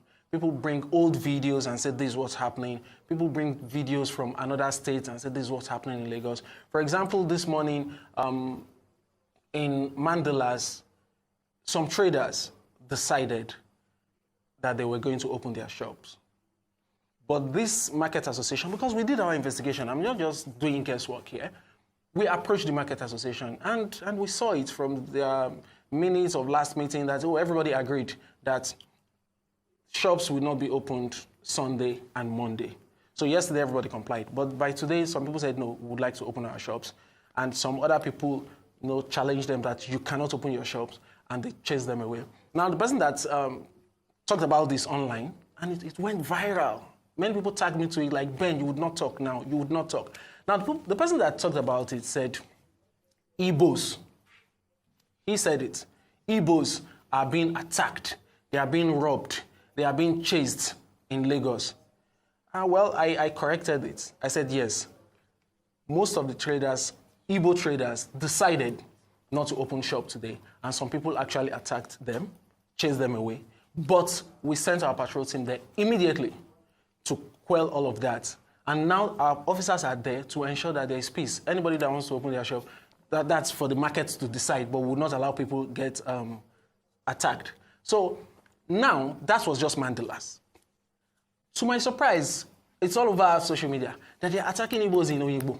They're attacking Igbos here, attacking Igbos there. So that is the major problem we have. The security situation in Lagos is calm, it's safe, but people keep spinning rumors. And people have been calling me, journalists have been calling me, is it true that the whole of Lagos is on fire? No, Lagos is not on fire, just Mandalas, and we have quelled that. So the major issue is fake news. I wish people would desist from fake news, and I wish more people would cross-check things before they believe them and share same. I want to ask you something. The average Nigerian provides their own water through a borehole. The average Nigerian provides their own electricity through generators. I mean, if you look at what's happening in South Africa now with ESCOM, they're where they are because they don't have generators and they're not used to the fact that they'd have to provide their own. But the average Nigerian provides their own water, provides their own electricity, and to some extent provides their own security. The Constitution does not allow for Nigerians to arm themselves, right? Would the job of the police be easier if that changed, that Nigerians are allowed to bear their own arms and protect themselves? Well, it's not my decision to make. It's about legislation. So if Nigerians, through their representative, can pass a bill to say we want to get armed, and it scales the first reading, second reading, and it becomes law, yes, we would support it. It will become the everyday thing. But it's not for me to say, for now, we work with the law. We are law enforcement officers. We enforce whatever laws the people have made. So I don't want to decide that. I don't want to recommend. Let the people take it upon themselves to decide what they want. Now, as a follow-up to what you mentioned earlier, with misinformation and also disinformation, I know that it played a huge role during these elections. I personally decided to stay off social media during the elections. But Meta, for instance, and Google were supposed to be collaborating with the federal government, for the elections on the 25th. And I'm just wondering what more collaborative effort do you think we need to see in order to ensure that things are in better control ahead of the March 11th elections? Well, we have all the collaboration we need. Particularly, I would say in terms of security, the most important collaboration was ICES, the Interagency Consultative Committee on Election Security. All federal government security agencies are part of it. Even the INEC is part of it. So the collaboration is there, and it's working fine. I think where the problem is the political class. The need to talk to their followers. They need to talk to their followers to stay away from violence. I'll tell you something. Election observers from the European Union came to see the Commissioner of Police. And, they were asking, what are your security plans? What do you have in place? And, the Commissioner of Police in CP, the Wawonwa, asked them, after I answered them, asked them, in your country, how do you handle elections? Let's compare notes. What do you do in your country? And, I remember particularly that this woman, she's from Ukraine. She said, in my country, we don't restrict movement. It's on Sundays, and we don't do special deployment of security. Now, that could be because they were confident, or they are confident, that political supporters would not resort to violence. But for us here, we need to roll out the tanks. We need to do all of this because of the threat assessment. We know that politicians and their followers would resort to threat. So basically, the political class should help security agents. It will go a long way. If a leader comes out to say, no violence, I know you are doing it for me, but I don't want it. It will go a long way and to make our job easier. That's what I think. I want to follow up on that, and I want to use the analogy of a parent sending their child to school, where the school says, please control your, charity begins at home, right? Control your children in school, and please make sure when they come to school, they're not disruptive and breaking glasses and starting fights. But beyond that, there's the discipline level of the school. If I tell my child to go and start trouble in school, I know that the principal, the teachers there will discipline that child, and that should be the deterrent. So is it more of you telling the political class that they should calm their followers down, or the followers of the political class having the fear of God in them, that if they misbehave or they commit crimes, the police will deal with them? Which of these you're making it sound like we're abdicating our role of enforcing the law. No, okay. That's not it. We're just saying, when everybody's worried that, oh, this keeps happening, it's not because the police ask the criminals to commit crime. We will do our part. We'll get them arrested. We're happy to do our job. But for the people out there who ask, why do they keep committing crime? Yes, I think they should talk to their people. So the two can go side by side. While you talk to your people to shun violence, we will do our part. 23 people in our custody now. It doesn't end there. If we see evidence today that this happened on Saturday, I can see pictures and videos, we'll still arrest more and everybody will be prosecuted. Now, there's a political class and their followers, and then there's another very significant group who seem to be growing in influence in Nigeria, and that's the youth. And they're a mind of their own. Now, I don't want to refer back to past events because that was a different, different division of the police force. However, let's talk about the sentiment towards the police force. How do we move from a place where young people see police and feel instant aggression? How can we evolve to young people seeing the Nigerian police force and feeling a sense of support, community, and appreciation? Well, that's a good question. And I would admit that there is the trust gap between the police and the people, especially the youth. But what most people shy away from is the fact that this trust gap is closing up. It's not what it used to be. Now we've made ourselves more accountable. We've made ourselves more accessible. For me, my pinned tweets on my Twitter account is the phone numbers of all DPOs, all area commanders. And I urge people to call. This is how it operates in every organization.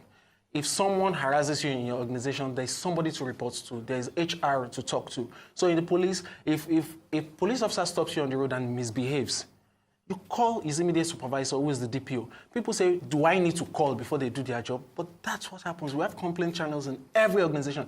Call the DPO. If the DPO does, some people call and say, oh, the DPO did not attend to me well. Okay, the DPO is under somebody. It's on the list. Area commander, call the area commander. And most times these things get resolved. So what was the question? I was trying to build up to it. You've answered it. Well, how do we close the gap? Yeah, but we actually So this gap is actually closing up. Many people are taking advantage of this, but they will not come back to tell you that it worked. People are more predisposed to complaining that they did this, but they will not come back. But I can confirm to you that it's working and the trust gap is closing up. Mr. Benjamin Hundeyin, Public Relations Officer of Police for the Lagos Command. Thank you so much for joining us, and we're looking forward to a safe March 11th gubernatorial election. Let's now take you to Abuja, to the National Collation Center, where our correspondents Indi Amugu and Toby Soni are standing by to bring us up to speed with happenings there. Indi, Toby, you're very welcome. Thanks for joining us. What do you make of all the drama that we just saw with Dino Melaye screaming at the head of the INEC chairman and I guess every other party complaining about the uploading of the results? All right, thank you so much. Wrote to Cynthia and Vimbai. I have with me here the Judiciary Editor, Toby Shoni. I am, of course, Ndia Mogo. And we started with Dino raising some objections about the collation event that took place yesterday concerning Ekiti.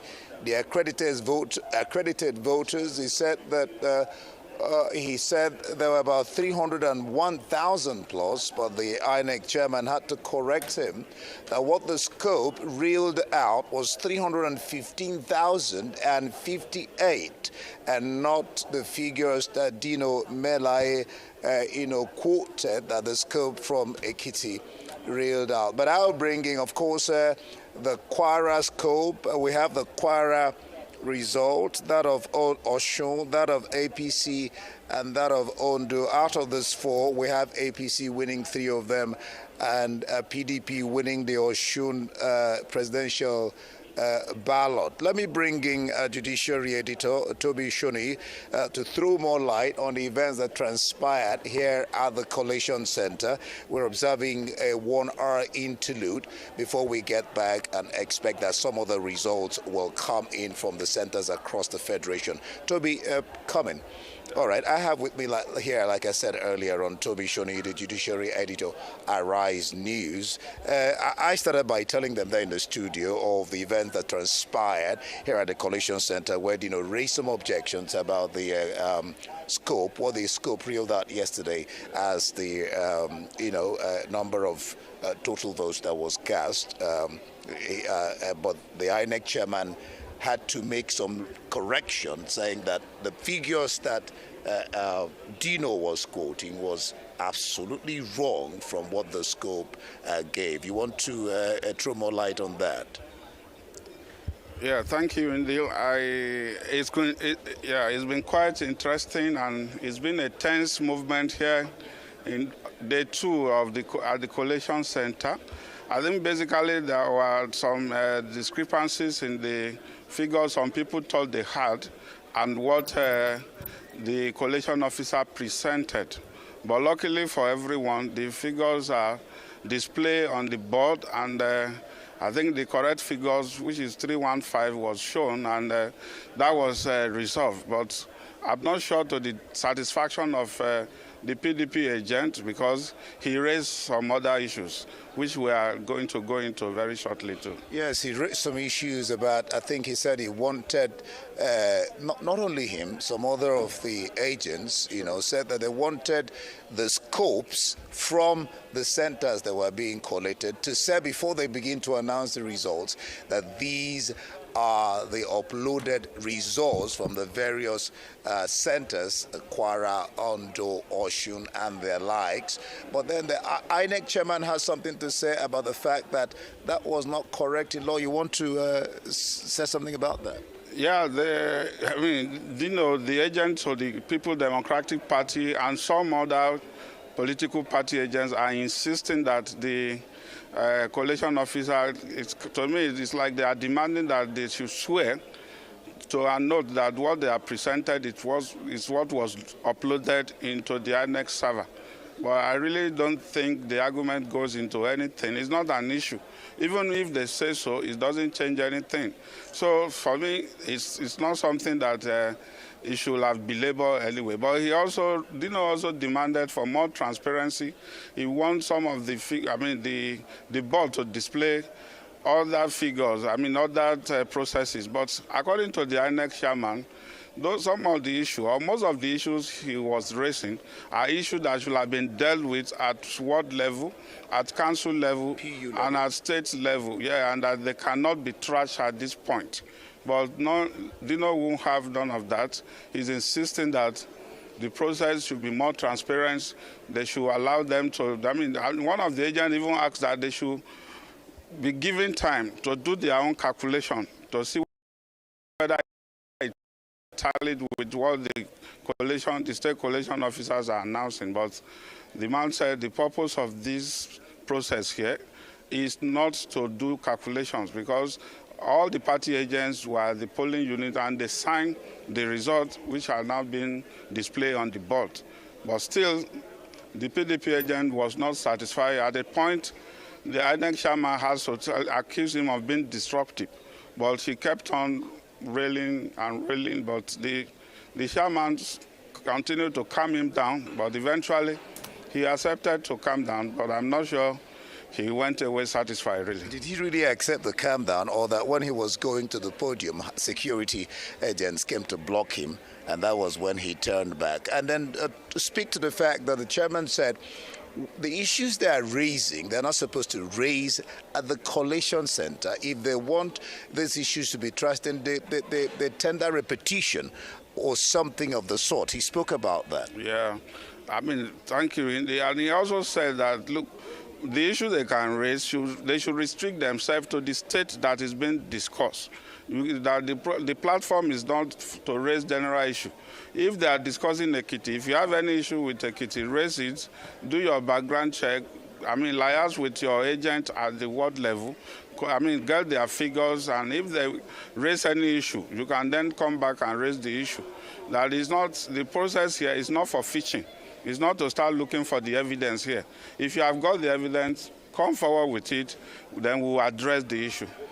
All right, let's just give you some of the results. Kwara, the results that came in, you have total number of rejected votes. Oh, let me begin with accredited, 497,509.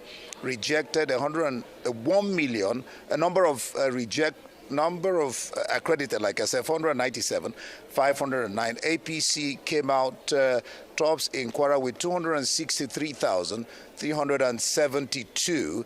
LP 31,166. NMPP 3,141. And PDP 136.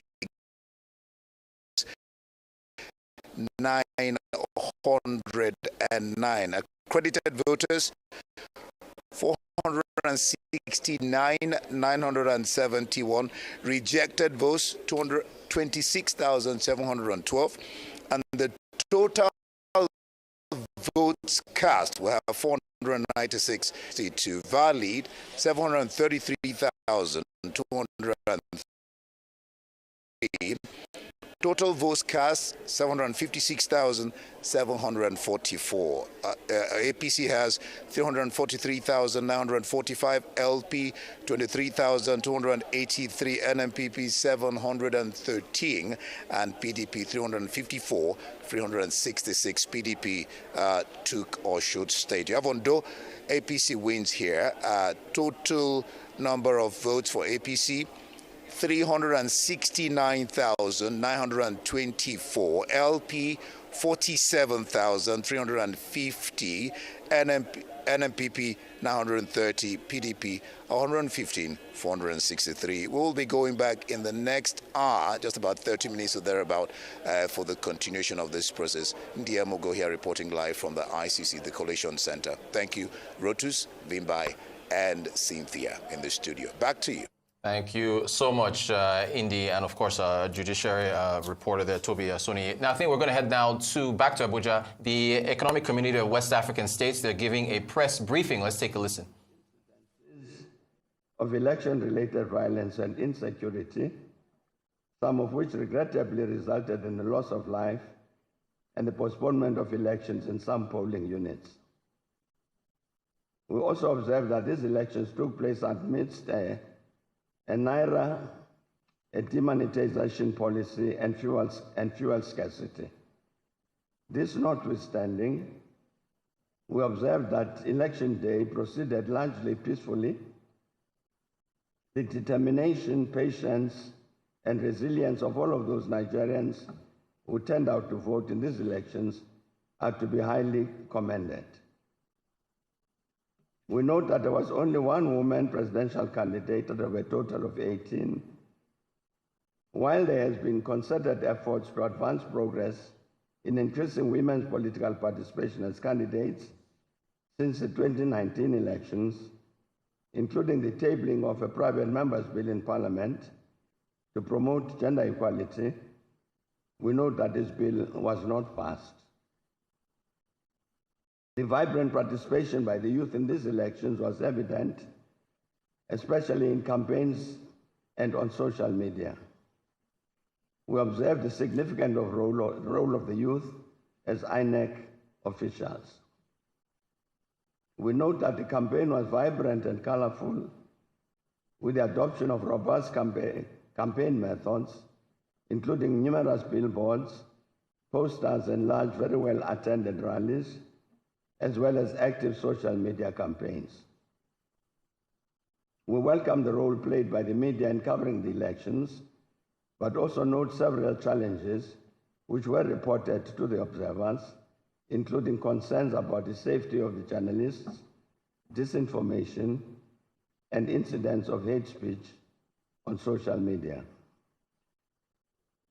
On election day observations, our observers noted significant delays in the opening of polls in most of the polling units observed, which impacted on pre-poll procedures. In some instances, polling officials arrived late at their designated polling units, while in others, there were gaps observed in the timely supply and delivery of essential materials. We also noted that polling staff, security personnel, and other essential workers deployed on election day were unable to vote and were therefore disenfranchised from the process.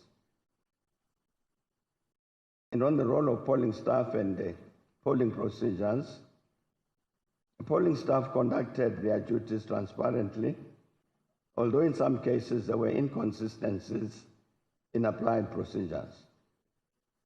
At some polling units, voters were encouraged to check their names on the voters register before they could join the queue to avoid being turned away from being at the wrong polling unit.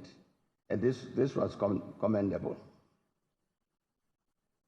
On the matter of the use of technology, while the bimodal voter accreditation system, BVAS, functioned satisfactorily in most polling units, our observers reported that the BVAS was faster on facial recognition than on detecting fingerprints of the voters during the accreditation process.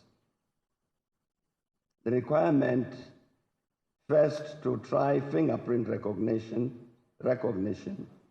slowed down the process, as did issues of connectivity and training. There was general trust by officials, agents, and voters in the integrity of the BVAS.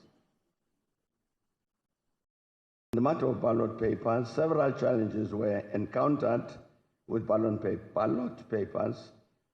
The group has not been able to establish full details regarding these issues, but will make more substantive comments in the final report where necessary. On the communication strategy of INEC, the INEC provided public assurances of its preparedness and readiness to conduct the elections as scheduled, including the recruitment and training of polling staff, distribution of materials and other logistics in advance of election day.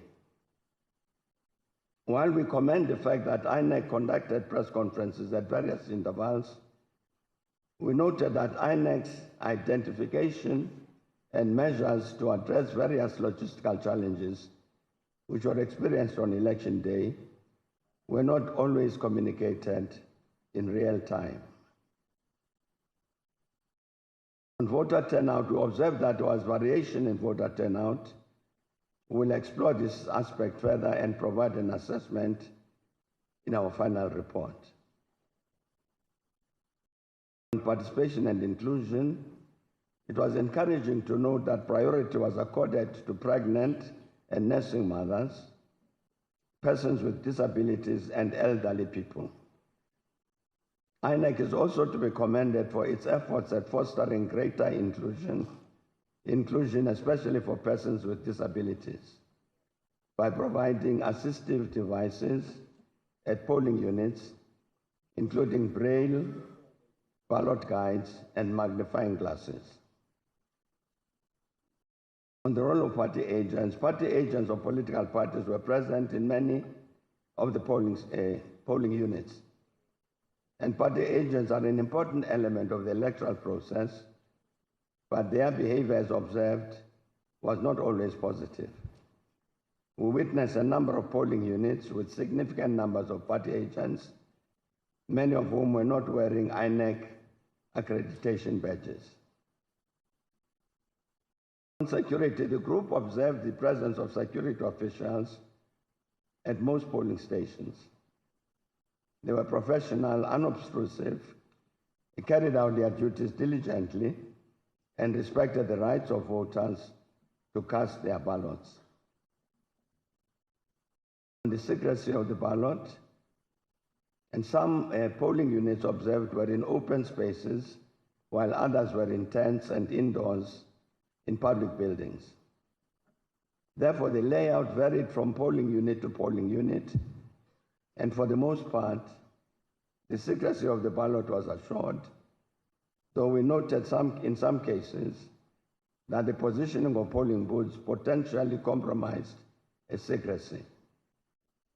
And in a number of polling stations, voters could have benefited from more voter education on the folding of the ballot papers, as some voters were unintentionally exposing their vote on their ballot papers. As chairperson, I had the opportunity to visit several situation rooms on election day, including the Nigeria Civil Society Situation Room, the Gender and Election Watch Situation Room, and the Inclusive Friends Data Center. And some of our observers also managed to visit other situation rooms, including IAGA, Africa, and the Clean Foundation situation rooms. These initiatives should be encouraged as they enhance transparency, and provide a national perspective on key data emerging from the electoral process, especially on election day. And this instills a degree of confidence in the electoral process. On closing the ballot units, the polling stations, and counting. And due to the late start, there were still long queues at some of the polling stations or polling units at the time of the closing of the polls.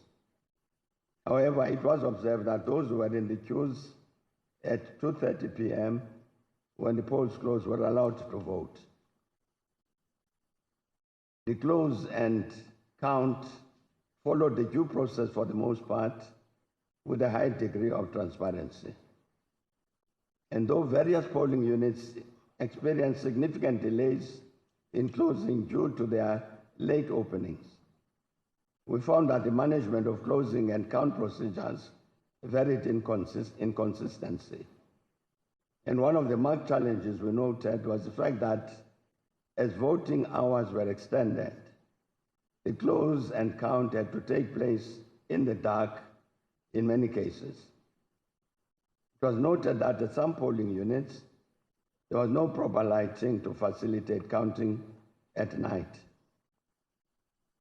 We know that lamps were not provided to polling staff to assist them in carrying out their crucial duties at this phase of the process. And on results management, we observed that the results were not uploaded on the INEC results viewing portal in real time as expected in many of these cases. We acknowledge the statement released by INEC in this regard. And to conclude, as the results process continues, let me end by reiterating the desire that all Nigerians, especially the candidates who contested elections, continue to uphold their pre-election commitment to peace. The group strongly encourages all Nigerians to exercise patience to allow INEC and its staff across the country to conclude the results process effectively and peacefully. And we wish to reiterate the assessment of the previous Commonwealth Observer Group in 2019 that electoral reform remains a continuous process. building on what has worked successfully, addressing shortcomings in an inclusive and transparent manner that is welcomed by all relevant interest parties to various aspects of the electoral process. We encourage INEC to conduct a thoroughgoing post-election review of the electoral process to draw constructive lessons from previous elections, and would also encourage the consideration for the establishment of appropriate domestic mechanisms to take forward recommendations proposed by all citizen and international observer missions. The Commonwealth Observer Group will make relevant recommendations in its final report. Notwithstanding the shortcomings identified in these elections, Nigerians were largely accorded the right to vote, and we trust that the final stages of collation and announcement of results will continue to be handled in a transparent, a peaceful, and credible manner. We congratulate all Nigerians for their determination, their patience and resilience displayed throughout the electoral process. And we call on all of them, all Nigerians, to maintain the same commitment in the post-election period, especially as Nigeria prepares to return to the polls on the 11th of March for the gubernatorial and other elections. And we call on all those with grievances to address disputes through the prescribed legal challenges. The time now is for restraint and continued patience as we await the final results. And indeed, as President Koroma said earlier this morning, that we will continue to be in Nigeria to help facilitate a peaceful resolution of any matters that may arise in the post-election period. And thank you very much.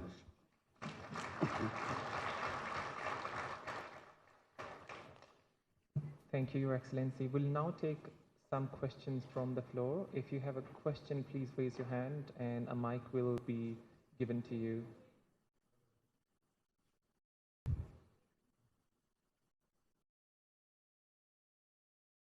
I don't see any hands. All right. We are live in Abuja. Mr. Thabo Mbeki, former president of South Africa, they're part of the Ecowas team that has been observing the elections in Nigeria, just finished his report there, verbal report, and now they're about to take questions from the media. The report pretty much mixed, where they praised INEC for attending to women with infants and people with disabilities, allowing them access to voting, but they also faulted the lack of equipment, lack of lighting, at different polling units, also INEC arriving late, and a number of the other technical issues, and as well as going back to our conversation with the Public Relations Officer of the Lagos Command of Police, they also, ECOWAS, Mr. Mbeki, His Excellency, highlighting insecurity and safety for voters in Nigeria. One thing that he also mentioned, when it came to the ballot box secrecy, I like the fact that he mentioned that the position of polling booths compromised secrecy to a large extent. And he also made it mention of the fact that some members of the electorate unintentionally exposed, their ballot paper or their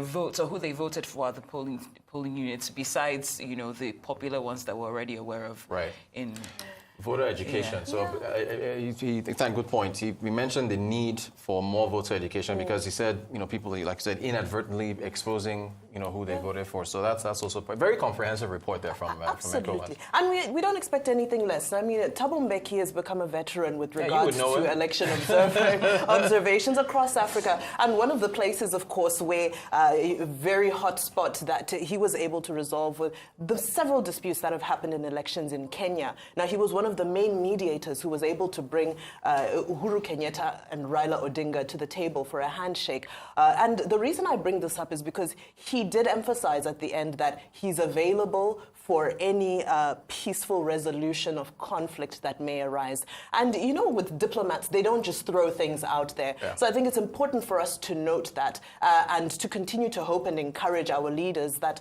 let's accept the results when they are declared by INEC. And if we don't agree with them, let's take the necessary, the petitions, their steps that the law affords you to dispute. Excellent point, because if we tie this back to Dino Melaye's rant, he did threaten there would be legal action if things don't go their way, which is right. So, I don't expect less. Yeah, so so Mr. Mbeki and so on would be expected to try to maybe mediate these issues if that is to unfold. But I think the talking points from the coverage we've been doing now since the election and it was very, very good that we're now getting the observers to comment on this. INEC has some work to do. Some? A lot. Okay. quite a bit. I mean, the point has been made several times that this election has been about logistics, arriving on time, making sure that materials are there. We saw a report. I mean, we've had so many reports: lack of ink, lack of writing material. People having to go and provide tables. I'm sure if it was Bielsa or if it was Delta State. Someone brought a generator to power the PVAS. Right. So the main thing here is INEC going to be able, when you take our 24/7 coverage from us and other media outlets, the feedback from the observers, international observers with bodies like Ecowas, security with our discussion with Mr. Hundeim, are things going to be, but the next test is March 11th, right? The next test is the gubernatorial election, and that's what everyone is going to be hoping for. That things there turn around. Honestly, I've forgotten who we had here talking We've about. We've had lots of guests. Talking about the accreditation, the mock accreditation. One of the questions I recall asking was, how seriously did INEC take that mock accreditation? Because the records in terms of a late arrival and whatnot, we still saw a repeat of history. Yeah. When it came to people finding their polling units, it was one of the concerns that was expressed by the analysts that would also be an issue on election day. Yeah. I'm sure INEC did their best. Right. The best was definitely not good enough. And one thing that I found a bit, this is really, it has nothing to do with this broadcast that we just saw, but earlier on during the Collation meeting, I found it a bit uncomfortable, unsettling when the INEC chairman said collation is not done based on the basis of transmission, but based on the availability at the collation center. And then I went on my phone to check IREV. I see that they have just about 50-something thousand uploaded out of the polling units, and we're expecting 170-something thousand. Yeah. So it just felt like a case of what you ordered and what you got, because it's not living up to the expectation. On a positive note, Thabo Mbeki did say electoral reform, to quote him, electoral reform remains a continuous process.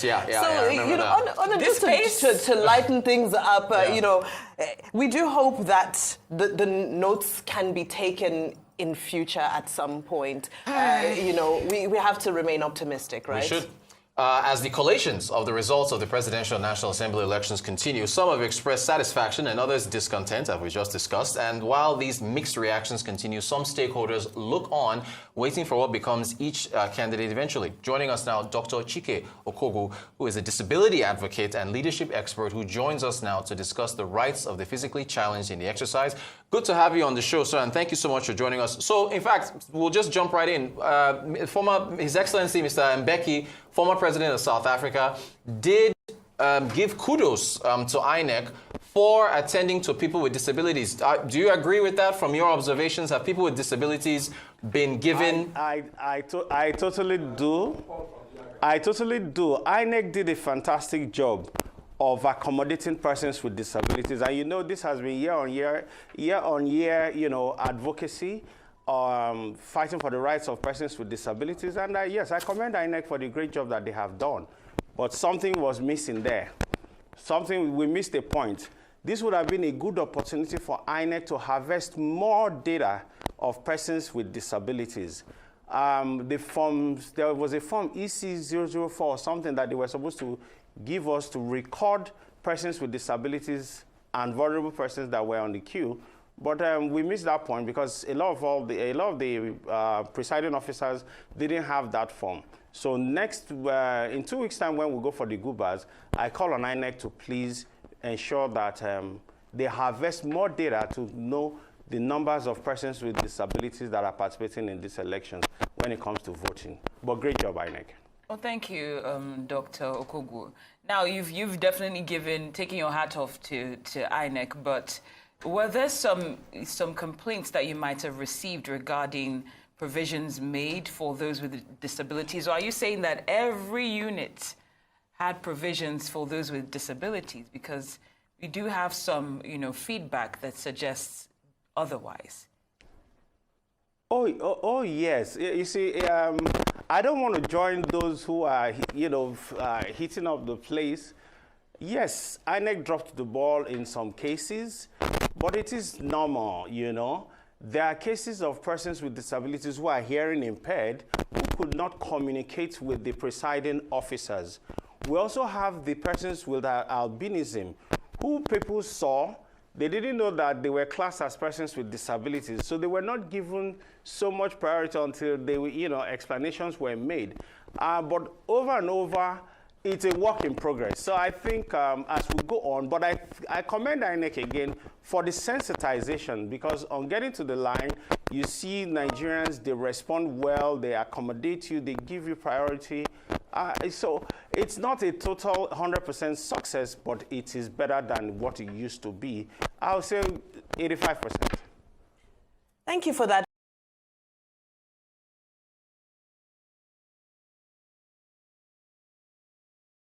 Now, Dr. Okogwu, I know we're still waiting for final statistics.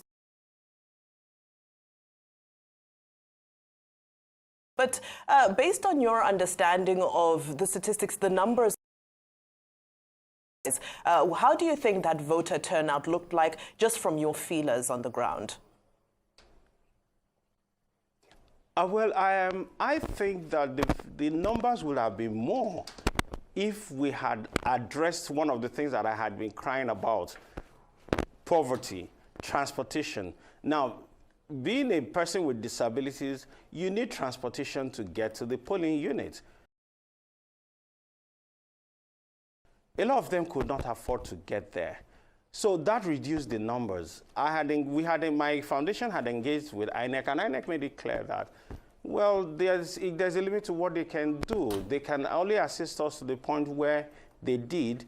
So one of the things that dropped the numbers of persons with disabilities, and again, please, point of correction, we are persons with disabilities, not persons living with disabilities. I do apologize for that. It's just it's a situation, not a, But anyway, so what I'm pleading with donor agencies